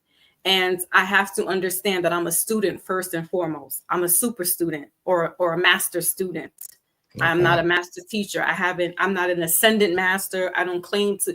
I try not to put too much titles. Again, and this is just me, because when you get caught up in that, there's a certain degree that you have to hold yourself up to. And I don't ever want to fall short of being next to somebody who's coming into the consciousness and then they're like, oh, but you're slipping. You know what I mean? Like, at the end of the day, I'm still a human. So I'm gonna grab me a Kit Kat. Yeah, I fasted, but you know what? The flesh wants certain things. So the flesh is gonna honor certain things. And see, we have to remember that we are still flesh first and foremost. That's what part of self is as well. Self is the flesh, and then self is the spirit. And so I don't ever want to, like I said, I did my transformation and I came back to almost the 360. I'm still, but I see things in a different light, and I don't want to ever, especially for my children. I'm a mother, so I'm a teacher always for them. And I want to be able to show them I fall short, but then I stand back up again and I keep going. And yeah, I may dabble there, I may dabble here, I may go left, but I'm still going to show you the path, and then you can choose which way you want to go. But I'll send out reminders and look at me as the poster child of what you shouldn't do. But then remember that mom is not, she's still a person at the end of the day. There's going to be wrongs in her. And this is the message, is that we shouldn't, when we go into the spirituality or this consciousness, some people on the outside look at us like, oh, better than da da da da. They go into this perception because we're walking a different light. So for the outsider looking in, it's going to be like, oh, just like Priestess said, she wears black, and people may question, why is she always wearing black? What's going on with her? Is she depressed? Is she gothic? Like, what's going on? There's these perceptions, right? So, and that's not for her to explain to anybody why she does what she does. But on the outside looking in, it's like, what? So it's just what we see, like people just got their new pope. They looking at him. And I'm going to steer just a little left, if I may, Brother Smitty, with this pope thing. The pope's lineage is mixed with what we like to call black, flag on the play. But he's a mixture. He's an admixture of Creole and Haitian. Well, Creole is the same thing. It's black and white, basically, if you want to just break it down to the nitty gritty, right? And then he may have some indigenous. But people are like, oh, we got the first black pope. Well, he doesn't claim to be black, right? But we understand that he has some melanated mixtures within him. Just like me, if people look at me and they're like, oh, but you don't, especially Hispanic people, they're quick. Dominicans be like, oh, when I tell them my mother's Jamaican, they be like, wow. And then they start speaking to me in Spanish, and I'm like, yeah, but you don't look. You know what I'm saying? So we haven't even gotten that far yet, where people can't even comprehend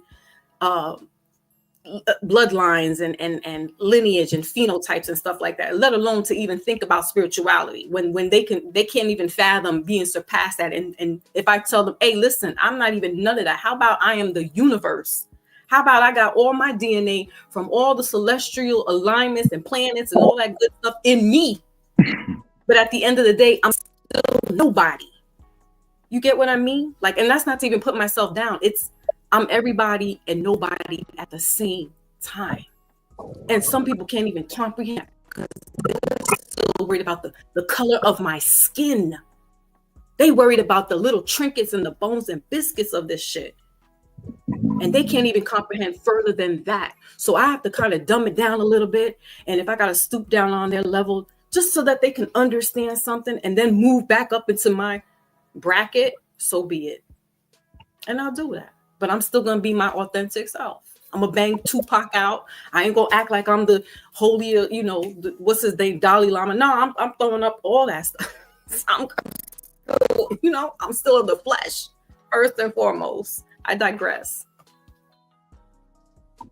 I can't even front. I love that right there. But with that being said, we're going to go ahead. We're going to take a very quick commercial break. This commercial right here is brought to you by everything that we think is real, but actually, this entire life is an illusion. After these messages, we'll be right back.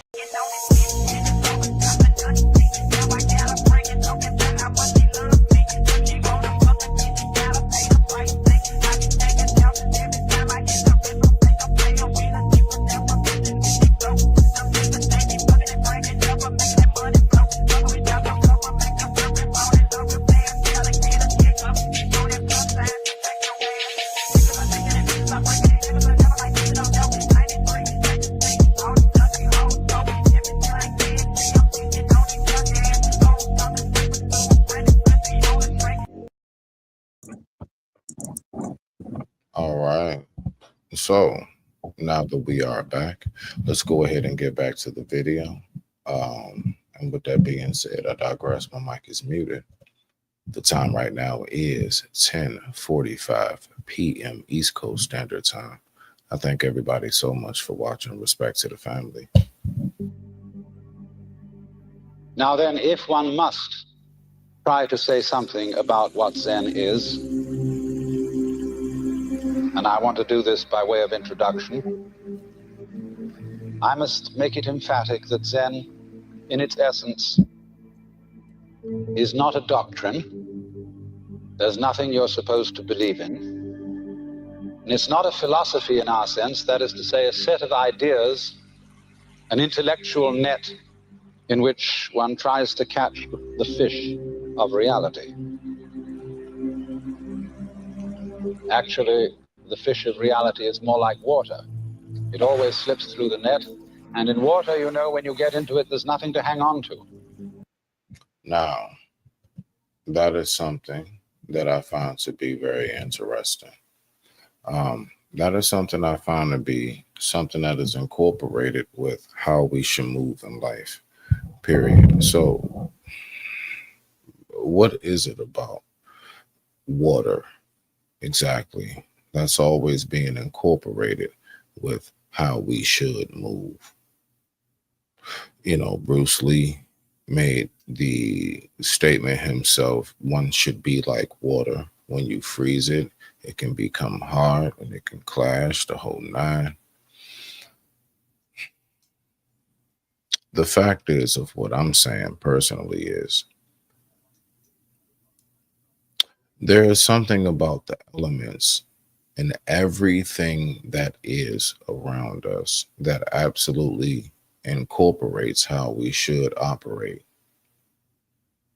You know, we ignore life. We ignore just the simple things. Like, I remember, right? I do. I remember once upon a time, we used to just wake up and people would say, you should stop and smell the roses. Is it the roses in particular? No, it's just that's the most fragrant flower that we know of in particular. What stop and smell the roses really means by definitional code in the spiritual is take time, slow down, and recognize yourself. You will recognize yourself through the most beautiful creations that are around you. Why? Because you are a part of the most beautiful creations. We don't take time to think about these things. We move too fast. And so what I notice is that I personally recognize is that we have absolutely lost all track of how to know how to have patience. Like honestly, patience. Man, I've been trying to develop that myself. Like because everything that we know is is so instant. It's so instantaneous, right? Nothing is wait for it anymore. There is no more wait for it. Just wait for it. That does not really exist. So when I listen to these metaphors and these analogies, when it comes to how the key to life moves, it moves in a patient way because it knows that at any point it can become stagnant. At any point, it would have to maybe like redirect itself. But guess what? The reason why I love the analogy of water to land it is because it always stays flowing. It always stays in motion. Water does not stop moving. Water does not stop moving. Water does not stop moving. I digress. My mic is muted. I think we need to be the same. You have the floor, priestess. Let's see what Khaled has to say about it. He hasn't spoken.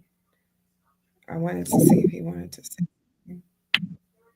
I could just going back to what we was talking about Zen. I just see Zen. It's a well, I think that's a Middle Eastern term or something like that. But I do see it as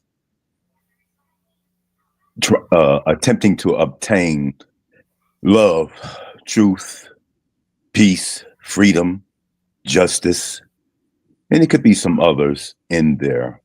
But I just wanted to say that about Zen. And I like what the goddess said about how we are all just students of spirituality. Nobody is claiming to have reached Zen or have reached the pinnacle in spirituality because that would be impossible. We are not living long enough to have reached that, but we're attempting to obtain higher levels of awareness and spiritual intelligence. And that's the journey of the human being, the spiritual being having this human experience. And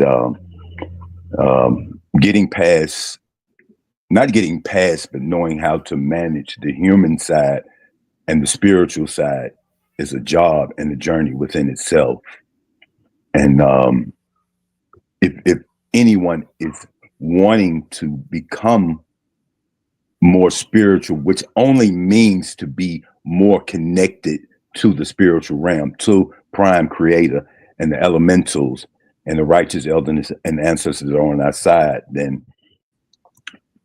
be patient with yourself. Like the brother said, we're all, we should be patient with ourselves in this journey and not think when we see people like us on the platform talking about spirituality, looking at us as if we're like the sister said, gurus, or we're the top notch. We are the top notch, but we're learning how to be better in this illusionary world that we're living in, full of so much deception and carnal pleasures and seeking personal pleasures. Being distracted by that can hinder, our spiritual journey. So I just see being consistent, being disciplined, and continuously putting in the work to reach Zen or to reach higher levels of intelligence is the journey that, we all should be on. It's a huge and big battle with the ego self, that's for sure. I see it as being an internal struggle. In Islam, they call it jihad. And when you say jihad, people always think of just a war with, weapons and whatnot, people fighting and whatnot. But it's jihad is also the war within your own self, within your own mind, struggling to defeat the 3D world. And that's the part that we have to conquer, which mostly is the lower nature. I mean, that's supposed to be conquered for optimum living while we're here in this human form. And that's two struggles that's going on in an individual, the war and jihad of the higher self and the lower self. I think E.B. Du Bois called it the warring soul, if anybody can remember that. That's the part of the self that wants to do what society says, and then there's the part that wants to evolve to higher levels of intelligence and spiritual awareness. And it's the purest self, the spiritual self, versus your ego self. And that ego self is all the descriptions that people call us or say about us or put titles and labels on us. But that may or may not be true, but you accept it as so, and we proceed to be that, sometimes unwillingly. So we're all living to uplift ourselves and uplift fallen humanity. And I just see us needing to be really consistent with getting closer to Prime Creator. So, beloved, what do you have on that?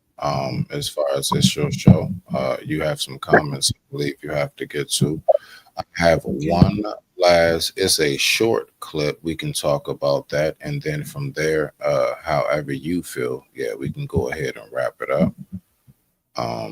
So let's go ahead and get to your comments. Let's see. You can pull them up yourself. A lot has been said. I like the comment. Roses are red, and it's the lower chakra. Very true. It depends too, because I use roses as portals. So yeah. The inner silence and stillness, which many have offered in the sleep state. The inner silence and stillness, which this very much sounds like when Khaled said a different form of meditation is when he's in a dream state. Love even skinny water. I don't know what that means, but I love that. Thanks for the comments. The breath of life, air, offered to all living beings in many forms. Great share, Khalid, on the being having a human experience. Patience with the self is like, know thyself and be kind to the self now that be kind to the self now. What is the self? Let's see. We are not the self if that aid one seeking. We are not the self if that aid one seeking. Conquer versus being aware. Did I say that right? Conquer? Conqueror, yeah, that's what it looks like. Conquer versus being self. There's so many things I wanted to address. I wanted to address the water. To me, water is like intuition and being in touch with your intuition, because the moon and water is one, and water flows with the earth. It's in tune with everything around it. Water freezes when it's cold. Water gets humid when it's hot outside. Water gives life to nature. Water is intuitive, it's intuitive. And when you get really esoteric, they say water becomes crystalline when you get into the higher realms. So water is very, very like very lucid. To be like water is occult, really what he's telling you to be like when the Zen, when what just now said Alan Watts, when you fall into water, you have nothing to hold on to. You have nothing to hold on to, so you to fall into your intuition, start to feel, start to know. Gnosis is to know from within, the intuition, like water, metaphorically. Priestess, let me ask you something. When you're talking about those waters that are in the higher realms, we're talking about the primordial waters, aren't we? Yes, the crystalline realms, the water realms, the ancient realms. When you get into star series, A, B, the dog star, and higher, and that different councils, like, I mean, talk about we're really quote unquote respectfully dumbing it down, really, because we don't want to get that far. We're just keeping it like this. I'm trying to test the water to see where we at. Gotcha. So, all right, you want to get these last two comments? Foxy, did you get in there? I don't know, because I'm trying to work controls. I want to make sure we didn't miss you. Are you good? Because I want to get to this short. So this is our last short. Real quick, I'm just going to get this disclaimer first. Yeah, go ahead. That's good. I'm good. Okay, cool. So this is our last short. So this short is brought to you by yours truly. I want you all to give me your or me and the audience your spiritual background diagnosis on what you hear me saying physically. All right. So what you hear, how do you translate that into the spiritual? Now, before we do so, we always have to make sure we pay a quick tribute to our sponsors. So we're going to go ahead and take a very, very brief commercial break. And this commercial break is brought to you by something that I tell people to do every single day. After these messages, we'll be right back. I gotta keep it going. I gotta keep it going. I gotta keep it going. I gotta keep it going. I gotta keep it going. I gotta keep it going. I gotta keep it going. I don't half step cause I know the full truth. The devil cooking, he don't know that I could cook too. When life give me pressure, I still show the good fruit. I treat it like my last rep and I just push through.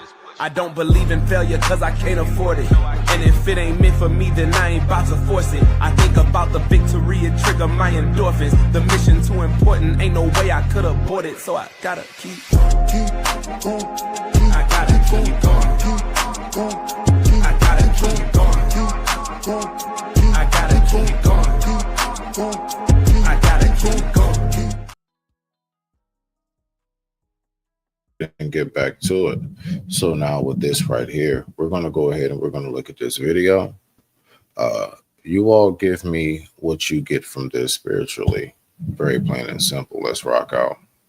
Talk to you and tell you things.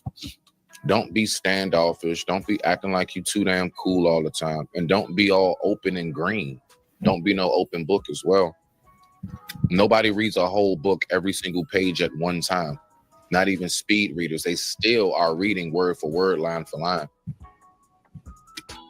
They just may read it faster. The fact is, a book has to be opened and turned page by page.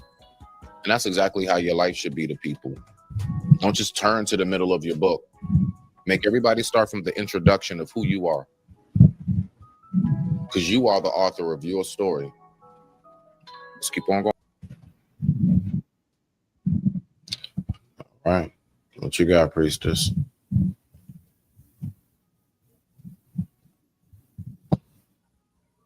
You got the floor.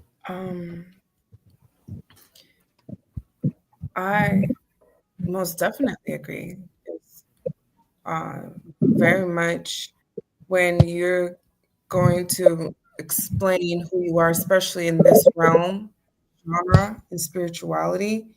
Like the first question that was asked of me to get started is, where did I get my name from? And a lot of people think I'm titled, like I'm coming up with the names, but these are names that are channeled. And I'm always like, why? Why is this? What's this name? What does that mean? Why am I getting the name? Like, what is, and that's basically who I am from the inside. Like, I never really got to know myself as the water dragon because I could have done more.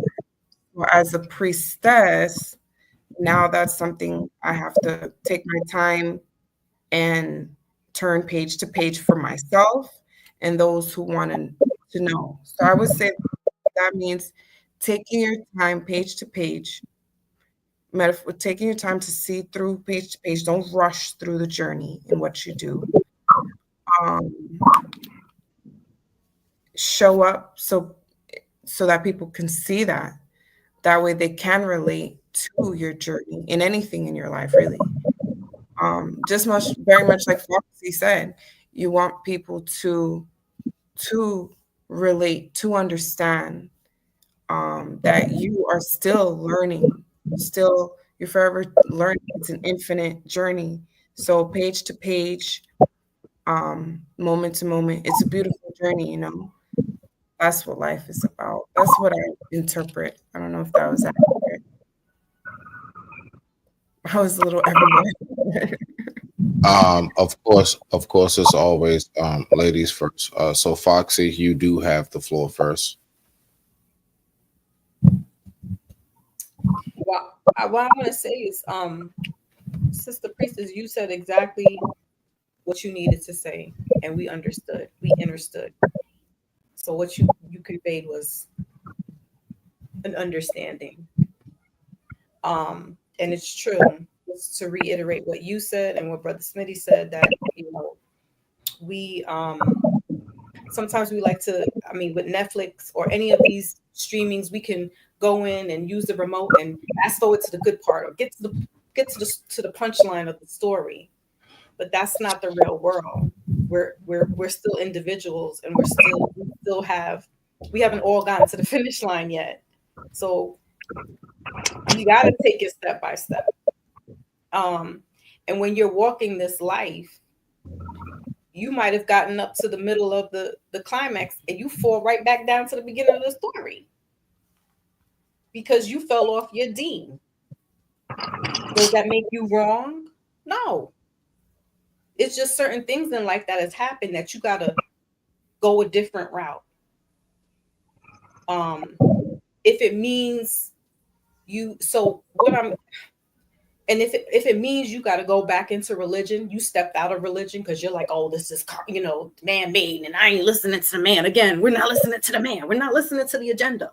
But if it means that you got to go back into that to find self, to find a sense of purpose, and to get back on your square, then that's okay.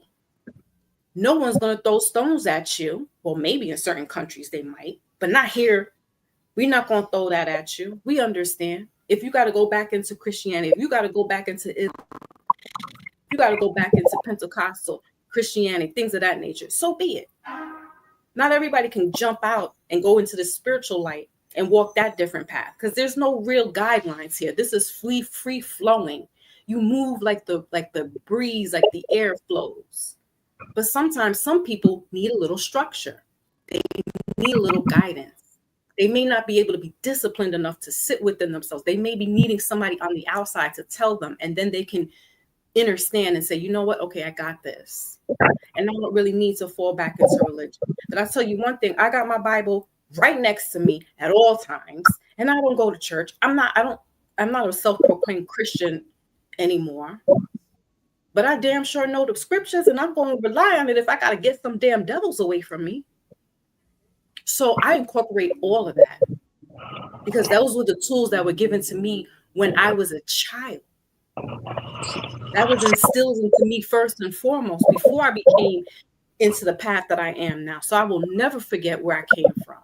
I can never forget who put me and instilled me into that direction. And when you become knowledge of self, then you know, okay, I'm gonna go in another route. But like I said, if you got to fall back onto certain things because that path didn't work out for you, then so be it. We're gonna be here in the line. There's no marathon here. There's no race. We get to the pace at our time, and that's that. Did we forget anybody? Because all right, so I have it actually set up very different. All right, so Priestess, we're going to end final thoughts on a very, very different note, but I want to make sure that are you guys good for like one more short before we get to our actual different diagram shorts? You guys okay? Sure. All right. I don't know how everybody feels. All Well, right. Brother Sweeney, I'm gonna head out because I had a long day, and my eyes are slowly. The more I get in, there's the high and the low, and I'm like, I need to go lay down. Hold on. You said it's the high notes. What'd you say? Well, hold on. You said it's a high and a lows. All right, bet. So No, I said I need to go to sleep. I need to take this down. So I will bid y'all all adieu. girl, Sister you get your Priestess, butt you out are of a here. phenomenal woman. Bye. I thank you for so your much, wisdom. Foxy. Yes, I thank you for your wisdom. Please keep going on because we need beings like yourself to educate and hold space for some of us that are in these, in the waters, in the seas of not understanding certain things. We need you here. The road is a little rough right now. There's a lot of stuff going on, as you know, in the spiritual world. We are in a spiritual warfare. Let's be very clear on that.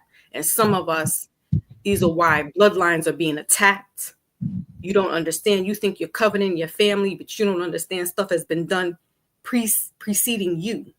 So we need people like yourself to keep that mantle going, to be the beacon. And it's not an easy task for you because, again, you're goddess, you're priestess. There's but so much you could do. But understand that you are operating in a different dimension and you have that capacity. You've been given that right. So I honor that and I appreciate you. My brother Smitty, I appreciate you as well for having me come up here and meeting this beautiful woman. Brother Khalid, thank you for your wisdom and your knowledge as well. And with all that, catch y'all on the flip side. Peace. Thank you, Foxy. Hey, y'all make sure you guys go over there and subscribe to Foxy Moon Premieres. Go subscribe to Foxy Moon Premieres, okay? She definitely is the one you need to talk to if you need that spiritual guidance, just as much as Sister Priestess here, because we all need to make sure that we know where all of the lamps are located throughout here. So this is how we doing this. This is the final thoughts, right? But I just like to switch it up. So I'm just going to play something. There are no words. All right. Well, let me rephrase that. I apologize. There are words. There's no voice. I want you all to just read this. And I want you to give your final thoughts on what you take this statement to be to you. Let's go. With that being said, I digress. My mic is muted. The time right now is 11:12 p.m. East Coast Standard Time. Let's get to the final thoughts.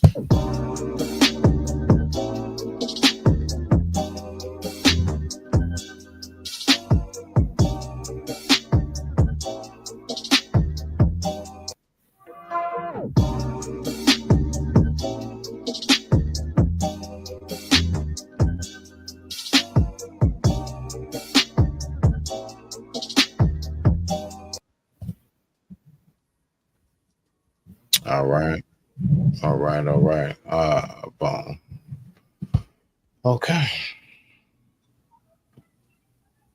What do you all get from what was said right there? There's spiritual and scientific reasons for that.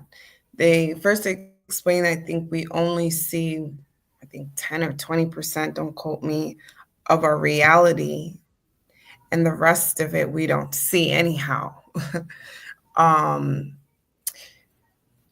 and I feel everything is very much left to interpretation based on people's belief programming, Right. and very much where you vibrate. We don't all vibrate in the same, just because we're in the same space next to each other, we don't vibrate the same. That's one reason why we won't see or feel the same thing even in the same space. Okay. That's a little scientific and metaphysics as well. If you get into, if you know, if you get into that, everyone has different interpretation of what is seen based on the vibration, based on the age of the soul, based on the, oh, see, I'm like vibrating now. I'm channeling. I'm holding back a little bit of channeling because you know, because I can get really spiritual on my channel. I can get really deep. It's your show. I'm just making it clear that from this point on, whenever you decide to end your show is when you decide. You can channel as long as you like to. You don't have a time. This is your show. Mhm. Whatever you want to say, you rock out on it. Tap in on what you want to tap in on. All right. Well, I just got to download. It also depends on the age of the soul. Well, The age of the soul is the well, vibration. okay, Agent Khaled, what exactly, are we tapping in on this evening, brother? What do you have in particular to what it was that you just saw from that right there? What do you have, black man? I apologize, but I had to walk away. I had to go do something real quick, so I didn't get to see it. But I will speak on. No, wait. No, it's very, very easy. I'm just going to play it again. You're right here, right? I'm here. Okay. I just want you to read what it says. And you tell me what definition to you does it mean?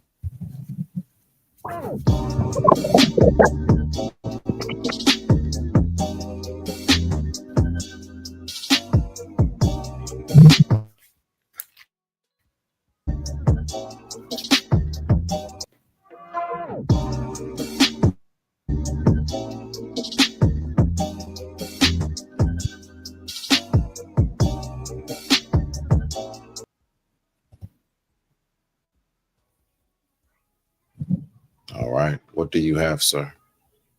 No one sees what you see, even if they see it too. Absolutely. I'll just piggyback off of what the priestess said. Okay. It's energy, frequency, and vibration. Depending on what frequency you're on, you're going to see the unseen and you're going to see what others don't see, as well as know and what you perceive as a reality. That's what I see in that.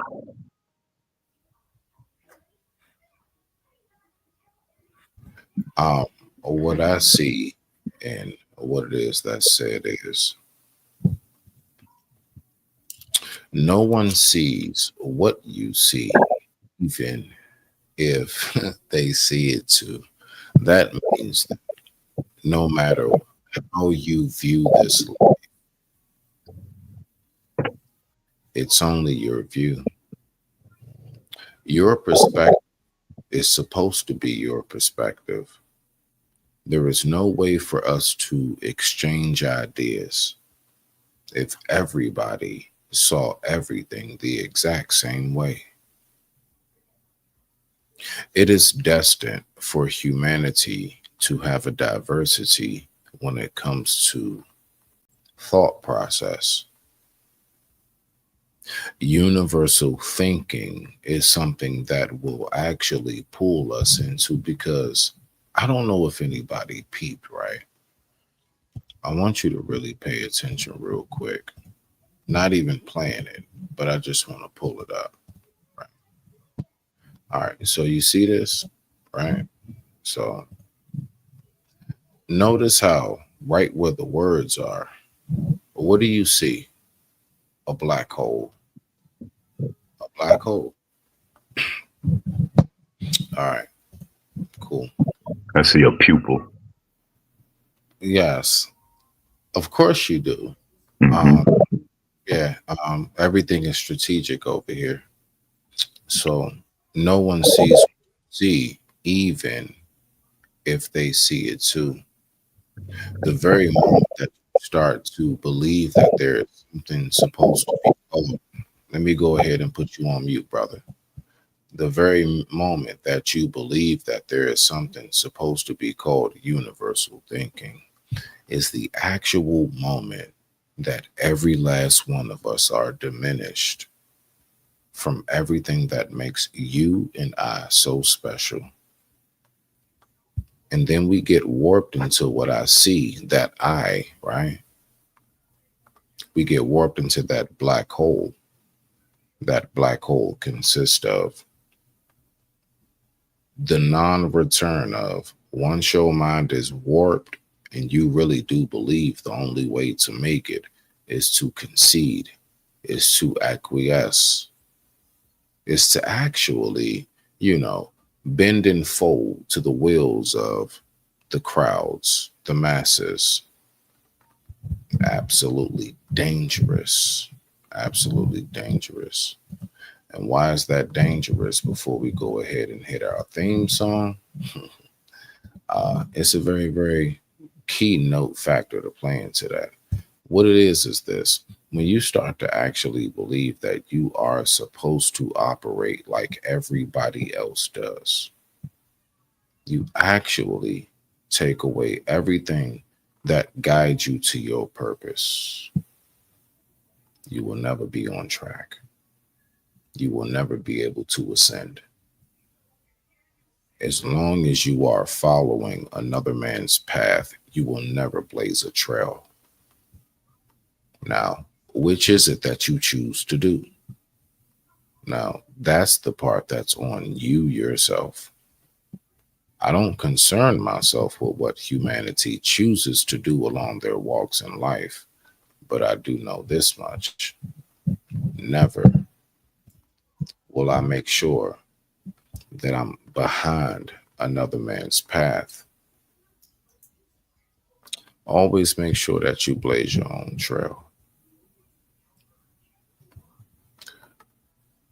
Being a student has nothing to do with walking in another man's path. Make sure we keep that in mind.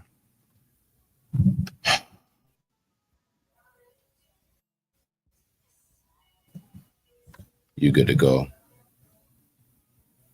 Beloved, we good to go? Yeah, we're good to go. You like that? Any last words?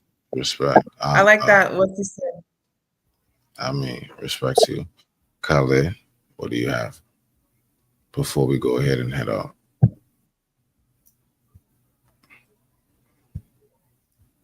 All right. Holla. No, Khalid, are you there? I'm sorry. I thought I had hit the mute button. My bad. I just wanted to remind everybody. You just caught the bus. You just caught the bus. It was doors closing. All right. What you got, brother? I was just going to say to remind everybody to be patient with yourself and to be consistent and disciplined in your journey of healing and your journey of evolving yourself. Thank you for letting me come up. And I will that I said something to someone that helped contribute. Thank you. Much respect to you. And with that being said, I digress. My mic is muted. You all stay tuned. This will be taking place every Sunday. So at this time, go ahead, pull up. Make sure that you keep your notification bells on so that you can go ahead and be in tune when we tap in. Rock out.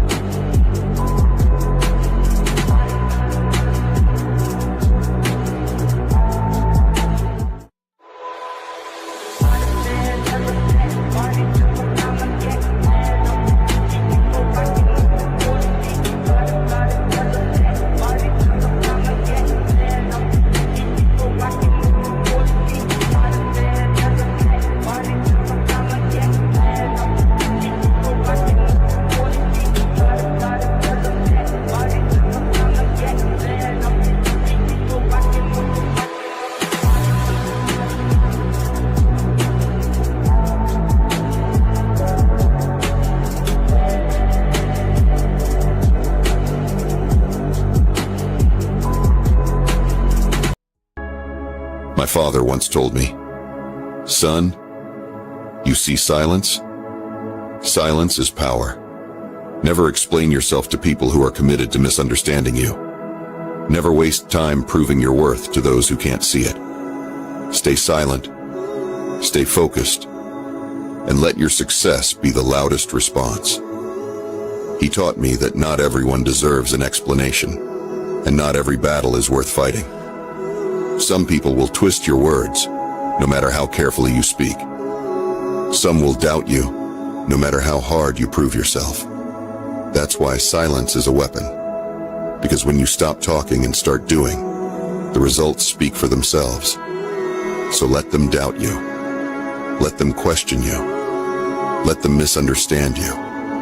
It's not your job to convince them. Your only job is to keep moving forward, to keep building, to keep proving them wrong without ever saying a word. Because in the end, words fade, but success, that's undeniable.